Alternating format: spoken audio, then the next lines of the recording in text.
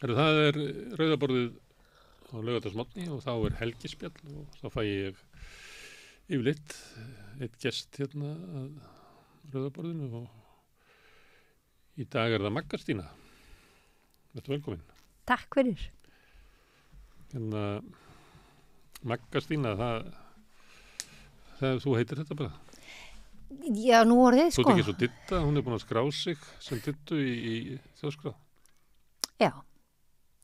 En ekki sko Didda Sigurlaug. Já, en hún setur Didda. Já. En það alltaf kvöldleitt Didda, það alveg svo með mig, sko. Það bara... Það veit ekki hvað það heitir. Nei, veit ekki hvað ég heiti. Ég heiti bara Magga Stína, sko. En ég heiti samt fekk nafnið Margrét Kristín Blöndal, já. Haraldsdóttir Blöndal. Það margar Blöndalskonunnar sem heita Margrét alveg. Já, það kemur þaðan, sko. Já, og hvaða Margrét þetta sem heitir allar eftir? Já, Margrét Auðunsdóttir. Þannig að þú lítur að vera hún að einhvern veginn? Já, ég skýr þá eftir ömmu minni. Sem að þú hittir aldrei? Nei, sem ég hitt aldrei og þekkti ekki og dó ung. Margrét Auðunsdóttir. Og já, er það ekki rétt eða langamma mín, já, ásakið. Og já, og veit kannski ekkert mjög mikið hana en það kemur þaðan. Eða þú veist, jú, ég meina... Og þau eru nokkrar sem að heiti þetta eftir henni? Já, bara mjög margar, sko. Og hvað það? Það Margrét föðursystir mín. Ég held að það sé bara lítið hugmyndaflug. Nú. Skilur þú veist, þetta er bara hvað barnið heita og þá bara Margrét og málið leist. Nei, ég veit það ekki. En allavega er þetta ekki oft svona í fjölskyldum? Sem að nafnið? Já. Ég veit ekki. Stundum, ég þekki fólk sem skýrt eftir sömu mannesku en ekkert skilt.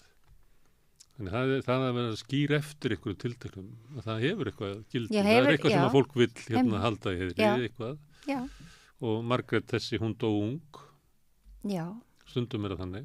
Það sem ég var með í huga núna var einmitt kona sem dó ung. Akkurat. Og stundum það mikill harmur og verður til svona hugmyndu hvað hefði geta orðið og þá vil fólk bera það áfram einhvern veginn. Já, ég held að sé nú aðalega kannski bera það áfram og kannski bara heiðra þá minninguna manneskjuna eða eitthvað svoleiðis en það vissulega, þetta er mjög algengt nafn allavega svona í minni fjölskyldu að bæði Margrétarnafnið og Haraldarnafnið og Sölvanafnið. Ég heiti líka Kristín, sko, og það var kona sem var bjó með af ömmu og var kallið Didda.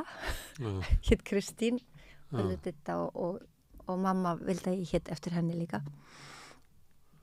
En þetta með fjórðungi breyði nafns, það passar ekki hjá þér að þessi Margrét langamma þín, hún er ekki fjórðungurinn af þér.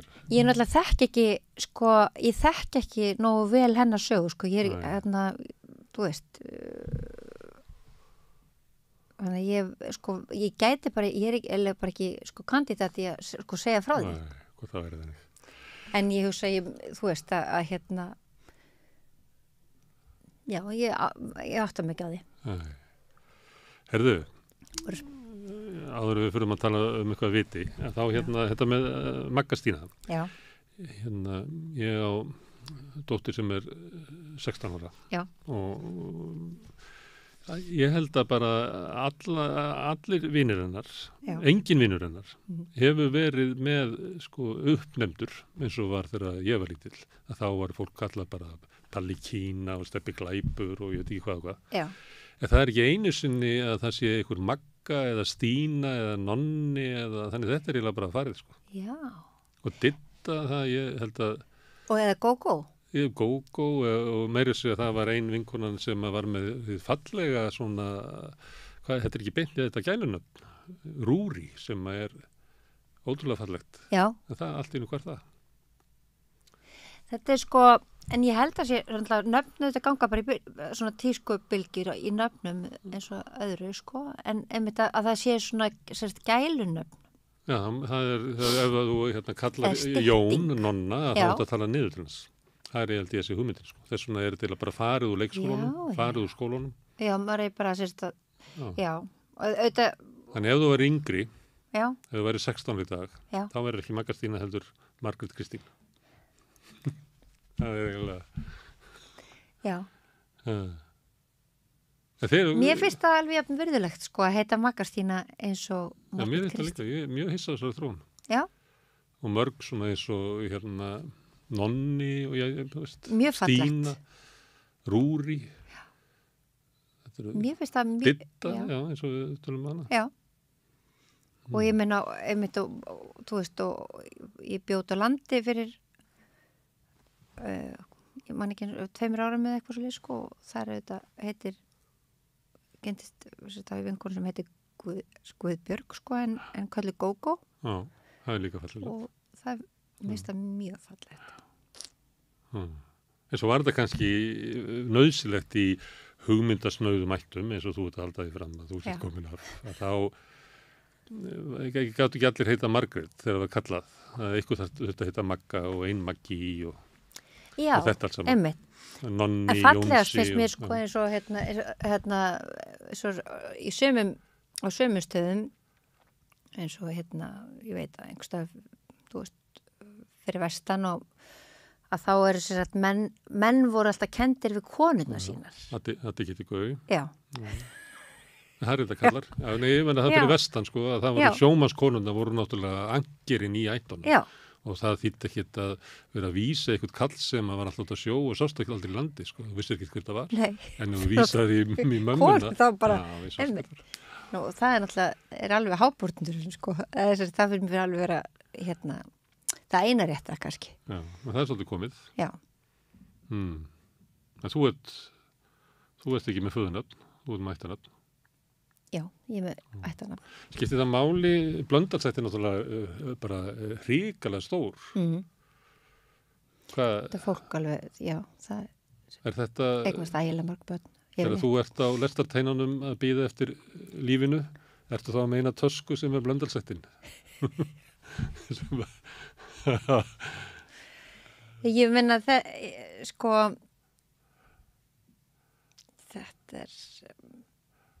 þetta er alltaf svona bakki að bera því að sko maður sem tók sér nafni Blöndal er Björn Blöndal sýslumaður og það er tölverið bakki að bera sko því að hann auðvitað var líka þessna ég hef reynd að vera svona þerapist er ég að reyna að sættast við þetta sko því hann er auðvitað maðurinn sem að tók fram til fyrirskipaði síðustu aftöku á Íslandi sem að þótti kannski snjallt þá en þykir ekki gott í dag. Nei og en þetta er svolítið fyrir löngu síðan finnst þér þetta verðu sök? Ég rætti þetta svolítið við Margréti H. Blöndal frænku mína og við erum að reyna svona þú veist, við erum að reyna að komast stundum svolítið í gegnum þetta ég hugsa kannski, ég hugsa allt að því nú er svona oft svona tískukenningar það að þú veist að hlutir erfist áföll erfast og allt þetta erfist svona og ég hugsa svona það sé svona ákveðna línur lagðar sko þú veist, ég meina af hverju til dæmis verða sérst út frá þessu sýslumanni, þetta er þetta mikið að lögfræðingum í Blöndarsættinni. Það er svona lenska í þeirra ætt að verða lögfræðingur. Embætti sem hann ætt. Já. En líka svona hefur verið, þú veist, lenska að mörgum hefur þótt sopingóður í Blöndarsættinni. Nú það eru mikla söngmenn í Blöndarsættinni. Þetta er svona setningar. Já, þetta er svona setningar. Já, allt þetta erfist, sko. Og þú veist, það er kannski lögð lína einhvers þar í upphafi og þú veist, og þessi þörf þú veist, hvað er það sem að gera það verkum að einhver vill ekki heita bara Björnsson eða Jónsson eða eitthvað og vill heita Blöndal til dæmis þú veist, þetta er svona allt umhugsunarvert sko en ég held að þú veist mér fannst nú að því ég lítið sko fannst mér nú bara Blöndal ekkert er svona fallegt, sko. Nei, bara hljómurinn í því. Já, Blöndal. Haraldsdóttir miklu fallegra kannski. Já, sterkara. Miklu sterkara. Þannig að, já. En Blöndal fallegt svona í letri, það verið gott logo. Já. Haraldsdóttir eiginlega allt og langt. Já, en Maggastín bara best. Maggastín náttúrulega bara logo. Já. Það bara vörumerki. Já, ég raun og verið þetta með bara að fá copyright Maggastínu. Já. Þannig það svona listamannanafn sem að þú verður að listamannanafni. Af því að listamaður sem lifir sig inn í það nafn. Já, kannski einmitt. Já, Maggastína geti verið bara persóna í stelpubók. Olga Guðrún Árnadóttir hringdi í mig einhvern tímann og spurði hvort hún mætti skýra söguheitt í bókinu sinni Maggastína. Og hvað sagði þú? Ég segi bara, það alveg guðvelkomin. Ég hef stundu sagt þetta, eða mér var sagt svo saga að þegar Herdís Þorgeirsdóttir hætti á mannlíf og vildi stofna sitt eigið tímaritt. Þá datt henni í huga að kalla það heimsljós, þetta fallegt. Já. En fannst rétt að svona spurja skáldið á Gljúfrasteini. Þannig að hún fór upp á Gljúfrastein og bankaði og hann kom til dyra og bauðin ekki inn, þannig að hún bar upp erindið svona bara á tröppunum. Já. Og þá sagði hann, vill ekki bara taka hundi mín líka? Þannig að hann tók ekki vel í þetta. Nei. Þess vegna hétt blaðið Heimsmynd sem ég held að reynda að vera betra nafn, sko. Já, því líka, kannski hugrenningatengslin. Sko, hann hefur ekki vilja, einmitt. Á vandurverðingu sinni. Eitthvað annað en ég. Og þessi Maggastína í bókinni? Já. Hún skildur? Nei, ekki, sko ég las bókina. Nei, mér fannst, svona einhverju leiti kannski, þú veist, nei, ekki kannski, mér fannst það kannski ekki, en Olga Guðrún hefur kannski fundist það. Og svo náttúrulega, já. En það auðvitað til fleiri Maggastínur. Já. Það það. Þetta náttúrulega algeng nöfn og algengar styttingar og þetta fer vel saman. Já, heyrðu, en þú veist að tala hann fyrsta Blöndalinn. Já. Sem að, finnst þetta, hann svona það sem erfitt við Blöndalsþættina. Hann náttúrulega ég bæði kaldaðinu kynslóðinni og svo líka að þetta meira svona grín hjá mér, sko. Að vera með hennar. Já, ég finn það ekki raunverulega, ekki einlæglega sem þungan bagga, sko, þú veist, þetta með þann mann, sko. Þú veist að, en ég meina þetta auðvitað, þú veist, ég bara komin að þeim sem ég komin og get ekki annað, sko. Nei, mér fannst þetta svolítið svona eins og að því að þú nefndir frænkuðina, að þið værið að burðast með hennar kall. Þetta væri svolítið svona, kannski væri þetta líka hluti ættasögunni, að væri konundar í ættinni, væri að burðast með kallana sem að væri ekki alltaf að gera góða hluti, sko. Nei, einmitt. Eins og er í lífinu. Já, og þannig það. Þú veist, það bara konur í kallaheimi. Það hefur löngum verið svoleiðis. Já. En þú veist, enga síður skilur líka bara, þú veist, eins og þú segir að þú veist að þá upplifið mig alveg sem þú veist, þetta eru sterkar konur og þeir eru ekki dán þeirra heldur, sko, þó þeir burðist með þá, sko. Og vilji vera svona stórbokkar. Já. Þú veist, freki Karlein svolítið svona. Já. Og það munur þannig að Blöndalskonunnar og Blöndalskallanir eiginlega alveg sikkur? Nei. Ég á voðalega erfitt með svona alhæfa og svona, þú veist, bæði, þú veist, hvort sem ég tala um einhver kyn eða, þú veist, mér finnst það voðalega erfitt, sko. Þú veist, að einhvern veginn, að hugsa þetta einhvern veginn svona, sko. Þú veist, það er ekki alveg, það er ekki alveg mitt, sko. Nei. Herðu, en fjölskylda sem þú kemur inn í, segðu mér frá henni. Sérstaklega bara hvað ég Bara þegar þú mannst eftir það fyrst? Já, ég man eftir. Hvernig Maggastína komst til vitundar? Já, ég man eftir mig fyrst á Bergstaðastræti 60. Og ég fættist 1968 en man nú ekkit eftir því náttúrulega, eins og ekkit frekar nærir, sko. Og og foreldrar mínir Já, mamma mín heitir Sólveig Hauksdóttir og pabbi minn Haraldur S. Blöndal. Og já, ég mann fyrst eftir mér bara emitt á æskuheimili mín á Bergstaðastræti í Þingholtunum og ég á stóran bróður sem heitir Haukur Arason og svo seinna 2 yngri systkini, Elsu, María og Sölva. Og og sem sagt, já, við bara pabbi minn var prentmyndasmiður, eða prentmyndasmiður. Ég veit ekki ennþá hvað það að vera prentmyndasmiður. Ég hef eitt alveg rosalega löngum tíma í að spekulera í því, en ég hef ekki einu svona googlað. Hefurðu spurt hann?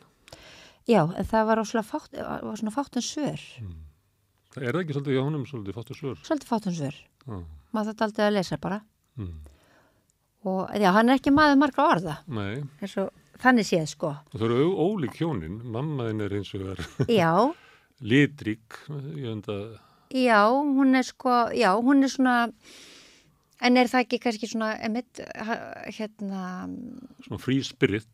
Hún það, mjög frjálsandi. Sko. Bara ef maður dettur að vera að hugsa það af þessari kynslóð, það myndi maður bara detta í mammaðin sem fyrst. Já. Og ég hugsa, sko, að það sem þau kannski sameiginlegt að vera, sko, svolítið óþekk.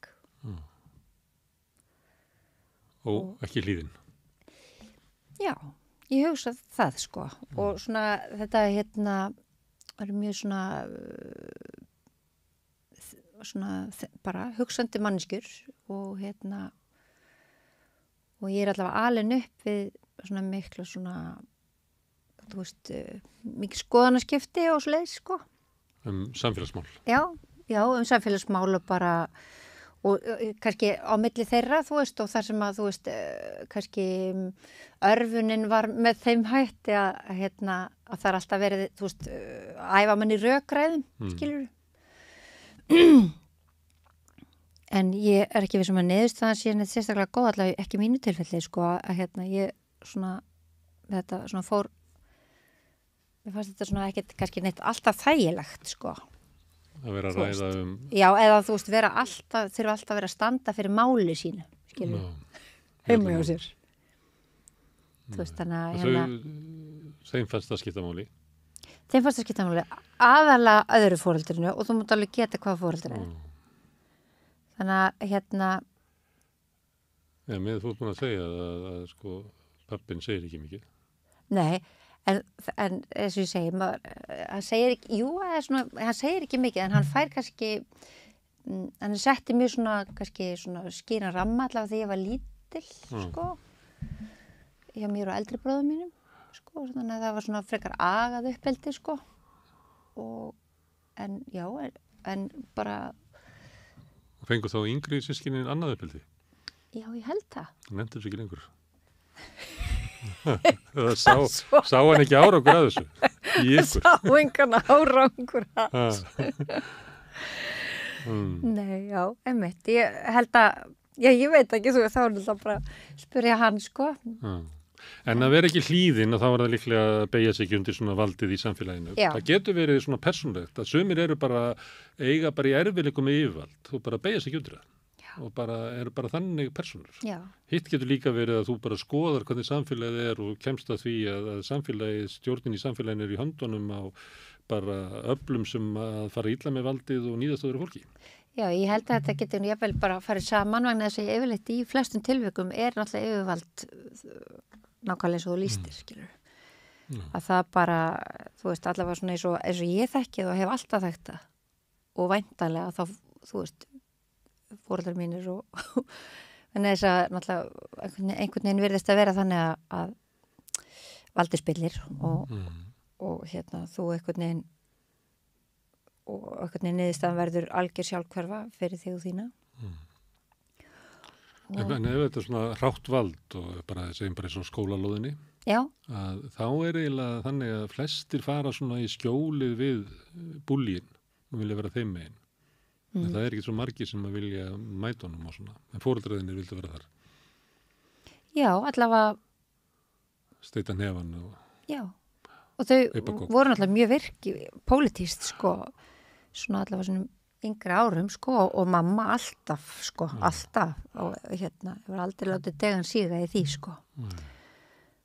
Sko, og ég meina, og við tölum mjög mikið pólitík, allavega ég við foreldra mína, enn þann dag í dag, og kannski sem aldrei fyrr, vegna þess að sko staðan í heiminum náttúrulega eins og hún og kannski eftirspurnin eftir, til dæmis, sko ég upplifði að eftirspurnin eftir, þú veist, skoðunum mínum ekki mikil og Og skoðanir þínar eru skoðanir foreldranna, meira minna? Já, eða við getum allavega svona diskuterað, sko, í nokkrum freyði, sko, skoðanir okkar, sko. Þú ert ekki uppreist gagnvart foreldrunum og Nei. Þú mættir ekki daginn nýgengin í Heimdal. Nei, ég gera það ekki.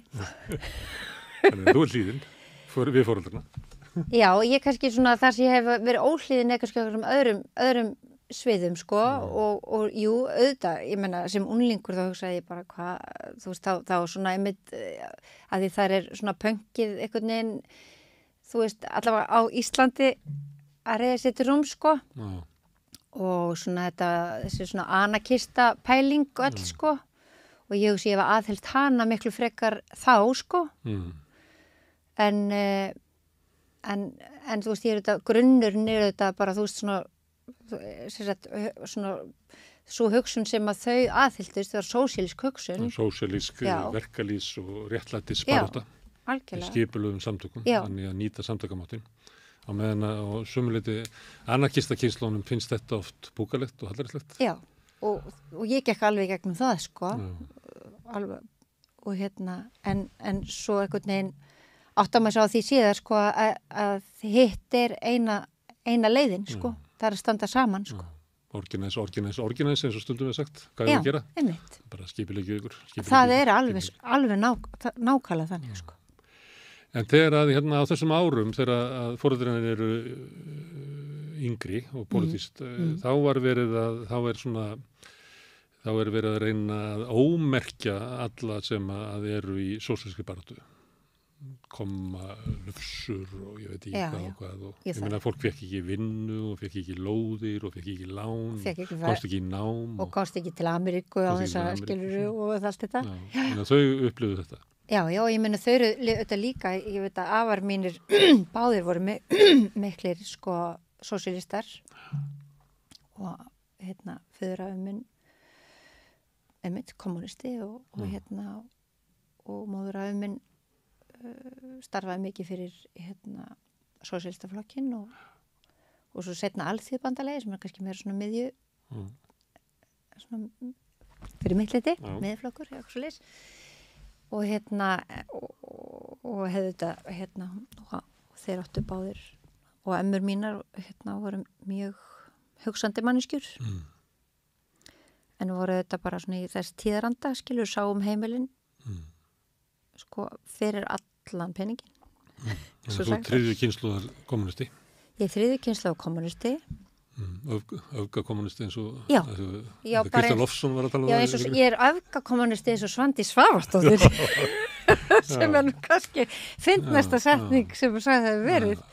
En þetta með að það sem ég var að reyna að tala um áðan, hvernig ég var að reyna að halda þessu fólki niðri, þannig þetta er bara inngróið í þína fjölskyldusögu. Að þú veist, það voru miklu sýnilegri átök í samfélaginu, ekki kaldastríðinu. Kaldastríði var háð á götum Reykjavíkur. Fólk heldur oft þetta sé eitthvað Berlínamúrinn og eitthvað svona, einhverjir Reagan og Gorbachev á fundum og svona, en kaldastríði var náttúrulega McCarthyismin og þessi, það var bara að vera að grafa undan vinstrafólki sem vildi breyta heiminum, gera þau ómerkingum. Og vitleysingum. Já. En það ástundað enn þann dag í dag, ég meina, þú veist, þetta það að vera, þetta er bara svo blótsýrði að kalla einhvern kommunista eða sósíalista, þú veist, í þessum heimi sem við lifum í núna. Nú það sömu aðfyrir að grafa undan fólki. Það hefur einhvern veginn, ég get ekki séð að það hafi breyst neitt, sko. Getur engin máli hvað ómerkileg persóna til þess að halda fram, sko, kapitalismannum. En það er eiginlega engin verður þess að halda fram sósíalismanum. Það er alltaf að benda á að hann er ekki nógu góður í það. Nei, sér bara sko herferðir gerðar á hendur fólki sem að vilja halda fram sósíalísku skoðunum, sko, þú veist að ég menna fólk er bara, eða bara ég raun og veru bara, þú veist við að halda upp einhverju réttlæti eða benda óréttlæti eða, þú veist. Fólk fái að hafa mat út mánuðin og það er litið á það sem tilhund til þess að kollvarpa á þessu samfélaginu. Nákvæmlega. En það sem ég er að spyrja, þetta þú ert að tala um svona kvölduraborðin og svona það sem hefur verið ræða, hvort að þetta hefur skipt máli, heldur það? Þú náttúrulega hefur ekki kannski verið við önnur kvölduraborð sem... Ég held að það hefur skipt máli, absolutt. Þetta hefur verið svona raunveruleg barátta. Við finnum þetta til dæmis þegar við erum að tala við fólk sem kemur frá Suður Ameríku. Já. Að það er öðruvísi hugmyndir og pólitík og maður áttar sig mjög fljótlega á því að það er oft bara bundi, bara fjölskyldusugu viðkomandi. Já. Að það voru átök bara sem að náðu inn á heimilið og fólk var bara að berjast fyrir bara tilvísinni på líf og döða.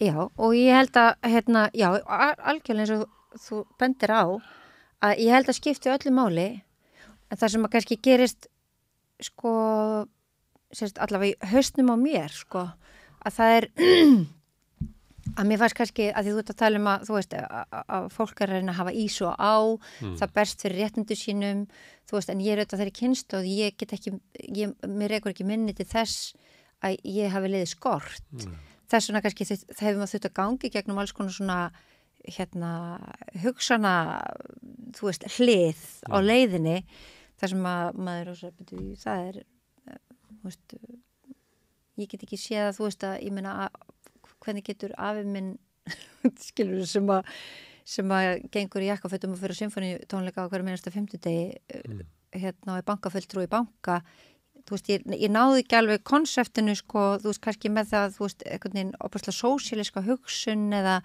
þú veist, maður þetta fari í gegnum alls konar svona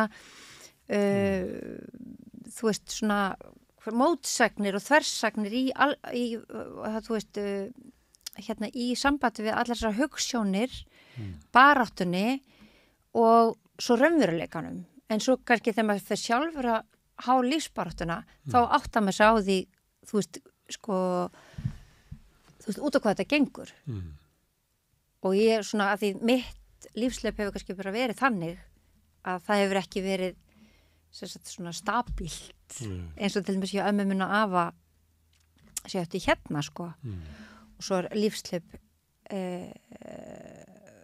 hinn á ömmu minna afa sem að miklu átaka meira auðvitað, þú veist að hérna já, sænska ömmu já eða bara þau amma mín er sænsk eða var sænsk og er sænsk hérna, og hún flyttur hingað og og er fyrirvinna heimilisins með 7 börn sko og og það hefur örugglega verið eða þú veist, það er svona allavega mín tilfinning að það hefur verið miklu harðari lífsbarátta bara þeim megin, skilurðu, heldur en hinum megin skilurðu þannig að þetta var bara, þú veist, maður er alltaf að skoða heiminn, þú veist og það er svona það sem að kannski ég held að einkenni kannski bara mig, eða þú veist mig sem karakter að þú veist að ég er alltaf bara að skoða heiminn þú veist Ég tók eins og ekki viðtalið þig já þá voru við eitt skiptið enn að reyna að endurreisa Neytendasamtökin sem hefur gengið ágætlega og þá varst þú að ég hugsa oft þetta viðtal og vitnastu til þess því að þá varstu að segja að sko að þú hefði verið í svona basli þú veist í þinnum svona ferli í tónlistinni og verið svona ágætlega með félagskapital og svona stöðu í samfélaginu en alltaf verið skýrblöng og það haldið að verið svona tímabundið og svo þannig að þegar ég var að tala við þið þá varstu held ég 9 orðið 50 eða eitthvað og þá varst að segja að þú væri allir runnið fyrir þú væri bara fáta kona í leigu íbúð í kjallara í Melahverfinu og með dreng í skóla sem var orðin miklu meiri millistéttaskóli heldur en nokkuð tímann áður sem að kæmi með svona væntingar til þín í kjallaran að hafa meiri efnaðslega stuðning og getu. Algjörlega. Nei, með þetta Þetta var ótrúlega merkilegt viðtal sko, af því þetta var svona sko stéttarvitund og hvernig að það svo margt sem að dregur frá því að geta eiginlega horfst í augu við svona hver svona raunveruleg svona efnaðsleg stéttastaðans. Já. Og það alveg rétt að því þetta allt þetta fullt af mótsögnum að þú veist út einmitt svona félagslega kannski vel settur eða og household name. Já, og það kannski, þú veist, akkurat nákvæmlega þetta þegar að það kannski raunverulega átt erfitt uppdráttar að þá þú veist að því manneskjan auðvitað svo hæf til margra hluta að að þá einhvern veginn sko ég bara, mér dettur allt inn í hug sko, þú veist, það var þessu frábæri þættir mannflóran þú veist, það sem verið að tala við alls konar fólk sko reynslu þess að búa í íslensku samfélagi og það einmitt hann Logi Petró sem var svolítið merkilegt einmitt viðtal við hann akkurat þetta sko hvort það gæti verið að spilaði kannski einhverja rullu í því í til dæmis þeirra velgengni einhvern veginn þú veist að og hann talar beinlínis það að þú veist að eins og ég skildi það að svo hans sko hann þyrfti bara að berjast fyrir því að láta sér ganga vel af því að hann væri með einhvern ákveðin hörundslit og þetta náttúrulega sko bara galið skilur þetta bara raunveruleikinn já þetta bara veruleikinn þú sleppur inn ef þú ert afburðar en ef þú ert bara venjulegur eða gengur þá getur sko þá fara allir þá getur verið miklu verra að vera kona eða svört eða fötluð. Nákvæmlega. Og það, þú veist, þetta að vera einstamóðir, þú veist, þá þarftu einhvern veginn alveg örugglega að skara fram úr eða bara vera rosalega hress í melabúðinni, sko, til þess að, sko, einhvern veginn, til þess að sjálfsmyndin, sko, þú veist, hrynni ekki bara, skilur, og þú veist, og reynur þetta alltaf þessi lína bara, sko, þú veist, að það veri ekki tekin að því ráðin, það veri ekki tekin að því börnin, að því þú ert með alls konar, þú veist, þú lifir í stöðum ótta, alls konar hluti, eins og þá, sko, þú veist. Það sem ég hugsaði, þegar við varum búin að tala við þá, var meðal annars, getur ekki verið að, svona efnaðslegur mælikvarðar séu orðin bara miklu meira ráðandi í dag heldur við voru áður. Þannig það að vera fátækrar einstæðamóður í leiguíbúð í kjallaranum sé bara eiginlega verri örlög heldur en var kannski 1990 eða 1980. Jú, að því ég held að líka það er svo rosaleg krafa og það við eigum bara einn mælikvarða velgengni. Það eru peningar. Það er peningar. En við stundum fyrst mér eins og við höfum verið með kannski 2-3 reglustykur í vasanum, sko, ekki bara eina. Já, ég held það líka.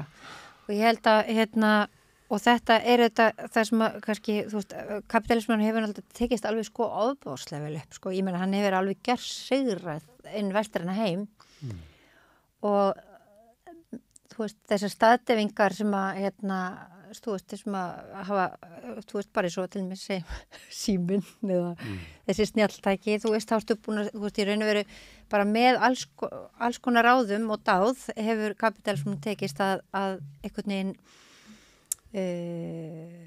þú veist, gera þetta nákvæmlega eina innihaldinu í lífi fólks. Og það náttúrulega ef það til eitthvað sem hægt að berjast gegn, skilur þá held ég að sé það, sko. Það ekki nema eina ástæða, sko. Og fólk sér svona eyðileggingar áhrifin. Já, að því, sko, andlega fátækt verður svo mikil, sko, samfara þessu. Já. Þetta ágætt sem hann Viðar Halldórsson, professor, sagir eitthvað, hann talar félagslega töfra, að trú okkar á tæknina og slíka lausnir og peningana, að við gert okkur blind fyrir því að það sem að raunverulega hefur eitthvað gildi í samfélaginu og sem að raunverulega sko gefur okkur eitthvað í samfélaginu og gefur okkur líka framfærir og allt saman, eitthvað sem að verður til í samskiptum fólks. Já. Það eins og við sem bara orðið blind fyrir þessu. Já, já. Nei, og ég held að þetta, sko, þú veist, það má kalla mig samsæriskenningakonu bara allan daginn, sko, en ég held að þetta sé, þú veist, plan. Já, þú veist, skipulagt einhverju leiti, skilur, að sundra fólki, þú veist, með því að til dæmis að, ég mun að sér það, þú veist, leið og félagslega samskipti minka, að vera meiri sundrung, að vera meiri einmannaleiki, að vera meiri kvíði og ég mun að við hvað erum við að kljást, hérna, hver eru helstu vandamál samfélagsins í dag? Það er nákvæmlega þetta, kvíði, þú veist, við búum við endalaust greininga, hérna, þú veist, þetta er orðið bara sko 5%, hérna, 5% fólks er orðið einhvern veginn það sem passar inn í menntakerfið af því aðrir eru bara með greiningar, þú veist, það eru fólk með ADHD eða ABB eða, þú veist, eða bara... Lausningar eru líf eða... Já, og svo... Eða sjálfstyrkinga sem að námskeið sem þú ert að fara í eða einhverju íhugun. Allt. En það er allt annað heldur en sko félagsleg þáttaka.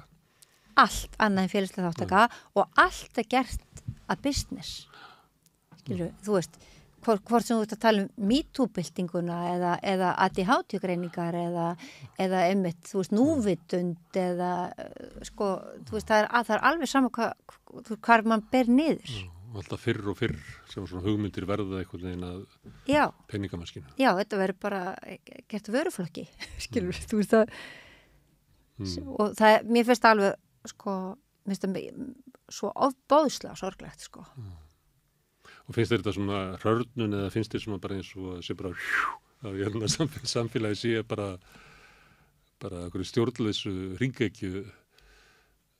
Já, mér finnst aðalega kannski svona það sem mér finnst sorglegt einmitt þegar við talum sko félagslega samskipti að þetta verður svo mikið hérna, það er svo stutt í til dæmis þöggunartilburði og þú veist og ég sé og maður sér dálítið mikla breytingu til dæmis bara á undanförnum svona kannski 3-4 árum í samskipti fólks og ég hugsa kannski COVID eigi tölvuna þátt í því sko að hérna að þess að skoðanir fólks er einhvern veginn, það er svo mikil gjá á milli allra sko og eins og þessi hættum að smítast af slæma skoðunum.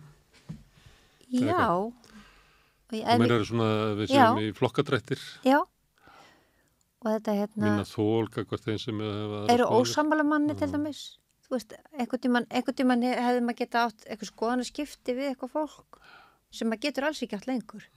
Ég tek mjög eftir þessu sko.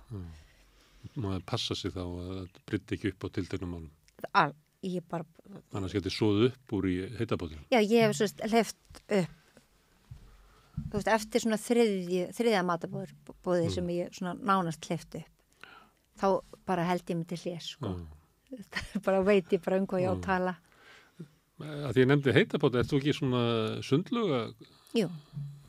Þú átt heima að halvu leiti í Vesturbælu? Já, ég myndi segja að það væri sko, er það eins og fara að krána fyrir Breta? Já, eða sko, ég myndi segja að veri svona meira í mínu tilfelli sko bara eins og raunverulegt lögheimili mitt er Vesturbælin. Þú veist, það er eina svona raunverulega rótastuð eins og áviðum marga í Bretlandi, það eru bara raunverulega lögheimili það er kráin. Já, akkurat. En hvað gerist þarna? Það er bara algjör nauðsyn sko. Ég myndi segja bara ég held að þetta byrjaði þú veist út af einhverjum bakverk á unglingsárum en sko svo bara þú veist ég myndi ekki nenn að tala við mig ef ég væri ekki búin að fara í sund sko. Já, en er það vatnið eða er það einhver selskapur í heitapottunum? Ég held að það er bara vatnið. Bara vatnið? Já. Þannig að þú getur farið í Vesturbæluina og sleppt í að eiga fund? Já, þá er ég ekki við. Það er ekki eins og svona þetta að segja, mamma! Já, nei, ég held að þetta sé, sko raunverulega sé bara því við vorum fiskar, skilur, að við komum úr hafinu. En þetta er, þú veist, þetta er eitthvað svona, maður bara svona fer á réttuna, sko. Þegar maður er í lauginni. Ég verð að segja það svona, þetta er bara svona aðal. Þetta er grundvallaratriði í mín lífi alveg. Og það er vatnið. Þú situr ekki og talar miðflokkin í heitapottinum? Nei, ég er sko í heitasta pottinum og kalda pottinum. Og er það svona vörðgagvart svona vissum skoðunum? Já, það er náttúrulega það er í raun og veru sko bannað í heitasta pottinum að tala um pólitík. Það er stundum brotið en þú veist, þá líður yfir einhvern, þennan bara ykkur. En í miðpottinum á þetta, sko. og þú borðast það. Já, ég fer ekki þangað, ég fer ekki svona millistig. Herðu, en þú veit hérna að sagðist vera af svona þenni íslensku pönkkynsluð. Það kemur allt svolítið seinna hérna. Já. 68 kynsluðin líklega 73 kynsluðin í Íslandi og ég veit ekki, pönkið í Bretlandi hvað, 75, 76, en umlega hvað, 81 hér? Já, kannski 80, 81, eitthvað svo leis. Og þú varst ekki í Rokki Reykjavík nema sem áhorfandi eða hvað? Já, bara áhorfandi og hérna... Það varst á Hlemmi?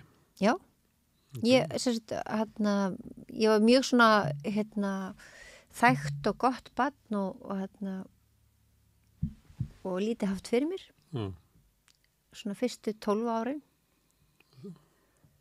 Afskaplega meðferðileg eins og amma mín var að segja en svo breyttist það svolítið þegar ég fór í gagnfræðaskóla eftir ég útskrifaðist úr Melaskólanum þá nefndi ég hugsaði svolítið að ég átti mjög auðvelt með bara, að taka inn og svoleiðis og við Byggja Ármanns, við vorum saman í bekk allan barnaskóla við tókum svolítið á pólitík og En svo skildu leiðir Þú fórst á Hlemm og hann fór í Heimdall Já, og hann fór bara hann fór í Heimdall og þannig að ég svona, ég skipta þessum svona takt, skulum við segja og að fara inn á svona kynþroskaskeiðið Þú ert gelgjan bara Já og fór illa í því, myndur þú segja það? Ég myndi ekki segja illa endilega. Þú veist, að því þetta svona illa eða svona vont eða gott þetta bara afstætt, sko. En ég hef oft hugsað svona, merkilegt hvað svona eitthvað getur svona, ég hugsa sé bara hormónbreytingar eða þú veist, eða eitthvað svona önnur speglun. Alltaf bara þólur ekki fóreldrarna, þólur ekki það sem að var og verður bara að fara eitthvað. Já, og það var bara mjög öfgakent í mín tilfelli. Já, þetta er svolítið fyrir illa í fólk. Já, fyrir illa í fólk. Það var bara mjög svona, og er mismunandi öfgakent hjá krökkum, sko. Já, en þú getur ekki verið þá í lífinu sem varst í áður, en þú ferðin á Hlemm og þá er bara komin heim. Hvernig getur þú útskýrt það? Það eru ljótari byggingu í Reykjavík. Flísalög, einhver vörður, endurlega skilti, þetta hitt og þetta banna. En þetta var samt eitthvað svona, sko,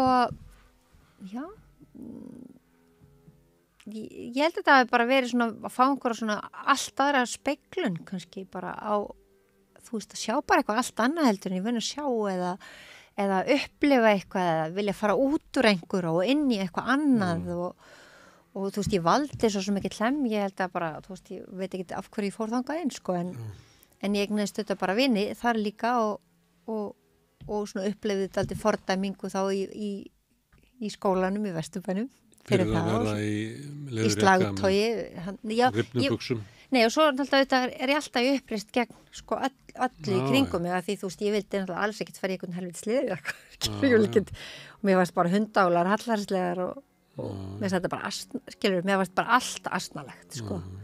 Allt asnalegt sem var svona sett fyrir, sko. En uniform, og beigir þið ekki undir það? Nei, samt er ég veik fyrir drögtum. En þannig að... Hvernig samfélagi var þetta? Á Hlemmi? Já.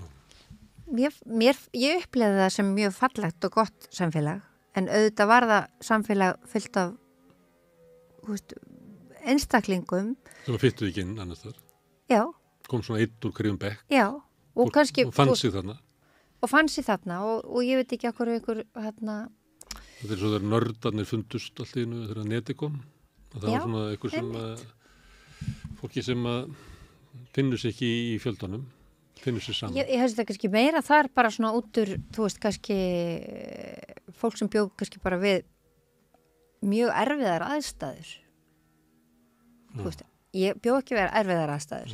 Ég valdi það bara að fara þangað inn eða þú veist, eða kynast einhverju öðru fólki eða eitthvað svolítið, sko. En ég hugsa að flest allir þar er einmitt svona dálítið átkast, sko, og kannski, þú veist, koma fátækum heimilum, þú veist, það sem að kannski ekki var, þú veist, eða einhvern veginn brotnir einstaklingar að einhverju leyti, sko. En af hverju finnur þú því þeim hópi? Þetta er mér hulrákatakunum sem Þú varst ekki svona fyrir einelti og Varst ekki svo blóm í eggi í meðalskóla? Í raun og veru. Eins og blóm í eggi. Bara gekk vel í skólanum. Félagslega ágætlega tengd? Já. Ófeimin og frökk? Nei, alltaf feimin. Alltaf feimin. Alltaf mjög feimin, sko. Og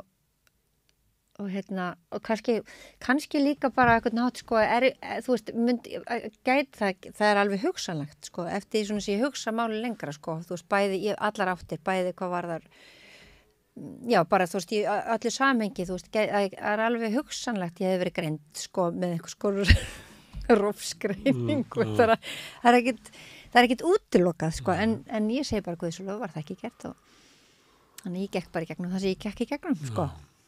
Þannig það var ákveðið meðferð að fara á Hlemm. Hvað var þetta, þá sumir voru bara að sniffa lím og svona alls konar tilraunastar sem í að koma sér í vímu. Það var náttúrulega krakkar bara niður í bara 12 ára, eða ekki? Jú. Og upp í kannski bara lítið börn, sko. 15-16. Og það var mikið eitilvenislu, sko. Já. En ég kannski bara svo mikil lukkun á pamfíl, sko, að það er mikið hjúkurunar elementum í mér og minni fjölskyldu og ég var meira svona til aðstóðar þeim sem voru virkilega, sko, að taka á því í vímuefnaneslunni og eftir að hyggja það og náttúrulega þakka ég Guði fyrir það, sko, en ég prófaði alls konar þú veist dót, sko. Þú veist, bæði einhverja, þú veist, það var bara allt í boði þarna, sko, læknadóp og alls konar, sko, en ég held að bara... Og menn brjótast inn í báta og stela... Já. Stela morfíni og... Já, það var þeim morfín. Já. Og sniffa lím og svona. Já, það einmitt, og það... Það fóru bara illa úr því. Já, öll, sko, stórhættulegt og ég eiginlega bara, sko, það er bara mjög reglulega sem ég blessa það að hafa ekki gert það, sko. Það var ekki farið þarna einn alveg. En samt er þetta svona hópur þar sem svo labbar ykkur sem að telur sig vera brottborgara og horfir svona með fyrirlitningu á ykkur þar sem þið sitið í gólfinu og þið gerið eitthvað svona móti. Hvað var það? Það er mjög heilbreytt viðbragð. Finnst það ekki heilbreytt viðbragð?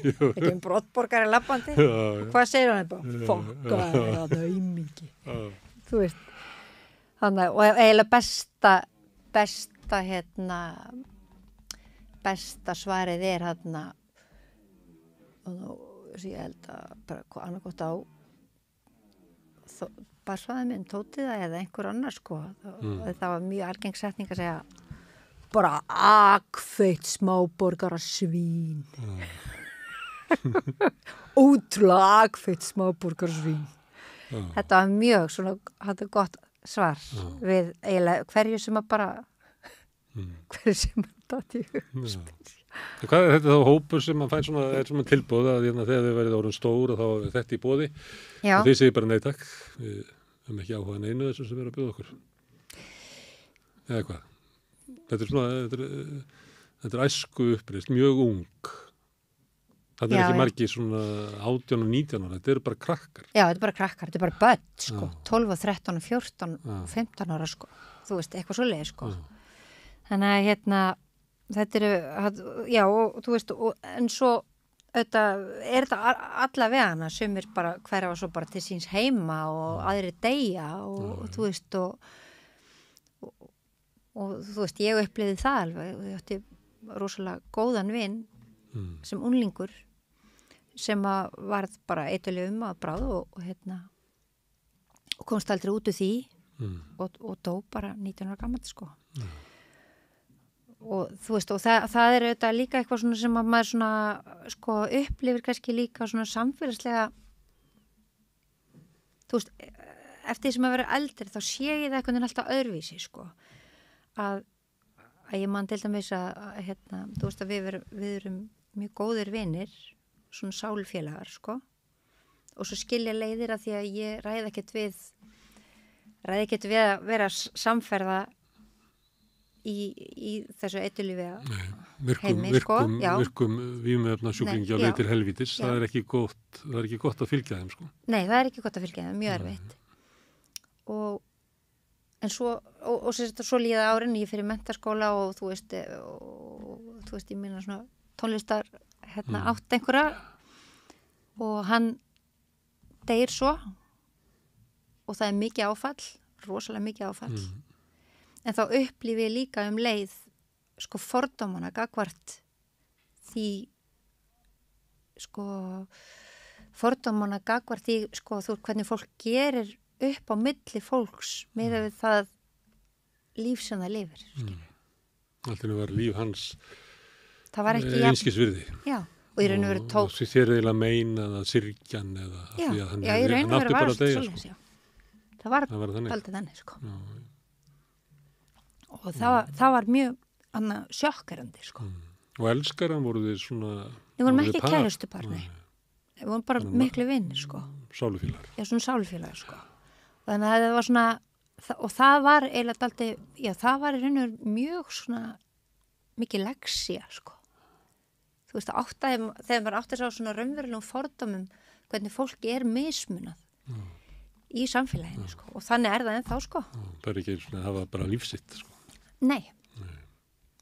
Þannig að það er svona, það er þetta litar lífmanns og það er líka litar, þú veist, það er svona skoðanir sem var hefur og þú veist, og þau baráttumál sem maður vill berjast fyrir. Að fólk fái svona myrðingu. Í það eiga allir skilið viðurkenningu og virðingu, sko, og mannvirðingu. Þú veist, hvort sem að hvernig sem þeir kjósa eða lenda í að lifa lífi sínu. Og það er kannski bara svona grunnurinn að því sem ég ætla aldrei nokkuð tíman, sko, þú veist, að hætta að berjast fyrir, skilur, hvort sem það er inn í mér eða Nefna náttúrulega akkvittu millist þetta svíni. Það er aðeins að banka þau, svona. Herðu, það voru, sko, hlemmur er góðsögn eiginlega að verða. Já. Það hefur kannski orðið. Já. Og ég finna Jóngnar og Birgitta og fleiri tala veru sína og kannski eru menn byrjaðar að ljúga hlemm upp á sig. Ég hugsa það, sko, einhverju leiti. Og ég myndi að það var annar mætum að sagði, þú veist, það hefur ekki verið að hlemmi, þá hefur ekki verið neitt. En ég held að það sé, þú veist, þetta er nú bara, þú veist, eins og allt verður bæði í minningunni og þú veist, og þegar fólk er að einhvern veginn reyna að lita söguna einhverjum litum eftir á, sko. Og bara, þú veist, já, og gera sér einhvern mat úr einhverju, sko, þú veist, þá... Það er svona fyrirbrigði til, lögur 11 til dæmis. Akkurat, ég meina þar voru foreldrar mínir, sko. Já. En miðað við þá sem voru þar að þá hefur þetta verið rosalega stort hús sem það var ekki. Ekki, ég meina einmitt. Ég meina þetta er nákvæmlega, þetta er bara nákvæmlega sama sagan, sko. Nema bara kannski held að, og það bara söfnaðist saman eitthvað fólk á einhverjum stað, skilur, og hlemmur, það er bara tilfallandi hlemmur eitthvað staður af því það er hægt að býða til stræt og skilur, og er svona náttúrulega staður, sko, og það er einmitt. En þú varst náttúrulega ekki svona alvöru fyrst að þú bara ekki og fórstu í menntó Ég er aldrei alvöru. Ég var ekki heldur alvöru menntaskólanum, sko. Ég var skráð í menntaskóla og skráði mig ítrekað en fer alltaf útur, þú veist, alltaf útur því sem er Klárar það ekki menntó það? Nei. Það er svona dropout úr Ég dropout, sko, endalaust dropout og alltaf að skrá mig. En var ég vilt bara hljómsveitaferðalögum. Meðan ég var í menntaskóla. Hvernig byrjaði að læra fiðlu? Ég byrjaði að læra fiðlu, ég var 6 ára í Barnamússkólanum. Sem var í efstu hæðin í iðnskólanum. Svo fluttist það í tónmenntaskólan og ég var að læra hjá Helgu Óskarsdóttur á fiðlu alveg frá 6 ára til 14 ára aldurs. Og þá einmitt skellti ég hurðinu daldir hressilega eftir mér, sko. 14 ára. Það var náttúrulega fiðla og punk fyrir ekki. Það var sko, ekki svo að fyrir þinn tíma þá fáið reynda. Já, að þá svona fiðla er bara írsk þjóðlagatónlist í besta falli, sko. Já. Og þarna sko, námið var kannski lagt upp þá og þá var það, þú veist, þá sá ég fyrir mér, sko, að ég þyrfti að vera bara í rúllugrafapeysu í Sinfóníuhúsi Íslands, sko, og það var eitthvað sem mér hugnaðist heldur ekki. Og það skildi aldrei verða. Þú veist, þannig ég hætti því, en ég tók hann upp samt, sko, svo þegar ég fór í MH og vinni mínu voru að stofna hljómsveit og við fórum að spila. Þá erum við komið kannski yfir svona annað tímabili, við erum svona að pæla í svona kynnslóðum og tíma. Þetta er valla, þetta er hvað, þetta er svona síðpönka, þetta yfir í gáfumanna pop. Hvað er þetta?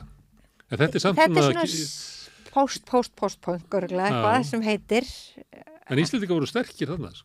Þannig kemur bara kynnslóð af bara, þannig mikil sköpun og verður eitthvað svona eiginlega næstu til svona sér íslensk músík, sko. Kannski miklu frekar heldur en það hefði verið áður. Já. Ekki?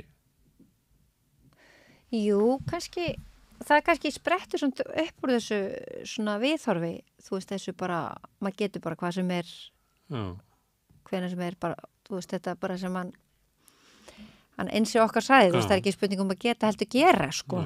Þú veist, þetta er ekki sprettur þaðan og maður ber að þakka honum ævinlega fyrir þá setningu. Skilur sem að þá ég 13 ára horfði á að segja, skilur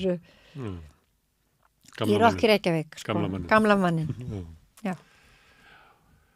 Það var svona eins og í Rock í Reykjavík og lengi á eftir eiginlega bara þá eiginlega það er eitthvað svona þráður sem kannski rofnaði núna, ég veit það ekki. Nú svona mest einhverjir svona rapparar sem Já, það er svona, þetta er bara svona auðvitað þróast allt og verður allt öðruvísi, sko, en svona þetta, en þarna er þetta náttúrulega, það er alveg hægt að segja að það sé mikil gróska þarna og fullt af fólki sem einmitt er að gera, jafnvel þótt að geti ekki og úr því verður alltaf eitthvað, sko. Ég held að þetta er kenning, ég veit ekki hvað það sé til, en við búum það bara til. Hún er svo að það sem hefði áhrif á þessa kynslóð poppara, eða hvað maður kalla það, var að það var svo margir sem að voru sko tónlistarskólagengir. Já. Þetta er ekki bílskúrsbönd. Þetta kemur í ljós að ég meina allavega einhver hluti. Já, hluti. Já, þú veist það er svona eins og bara ég og Dóra, þetta vorum í tónlistarskóla og Björk var í tónlistarskóla en svo hennar félagi Eyþór Arnaldsson og ég meina við getum talað að byrja hellingu upp, sko.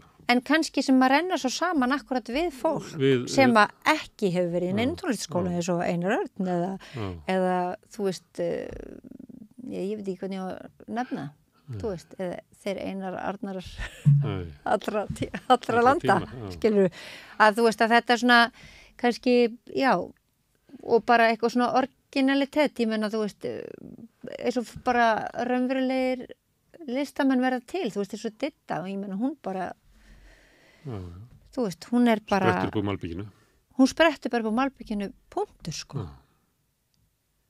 og þú veist og þetta og engin áburður hana og engin skilur hvernig þetta gætt gerst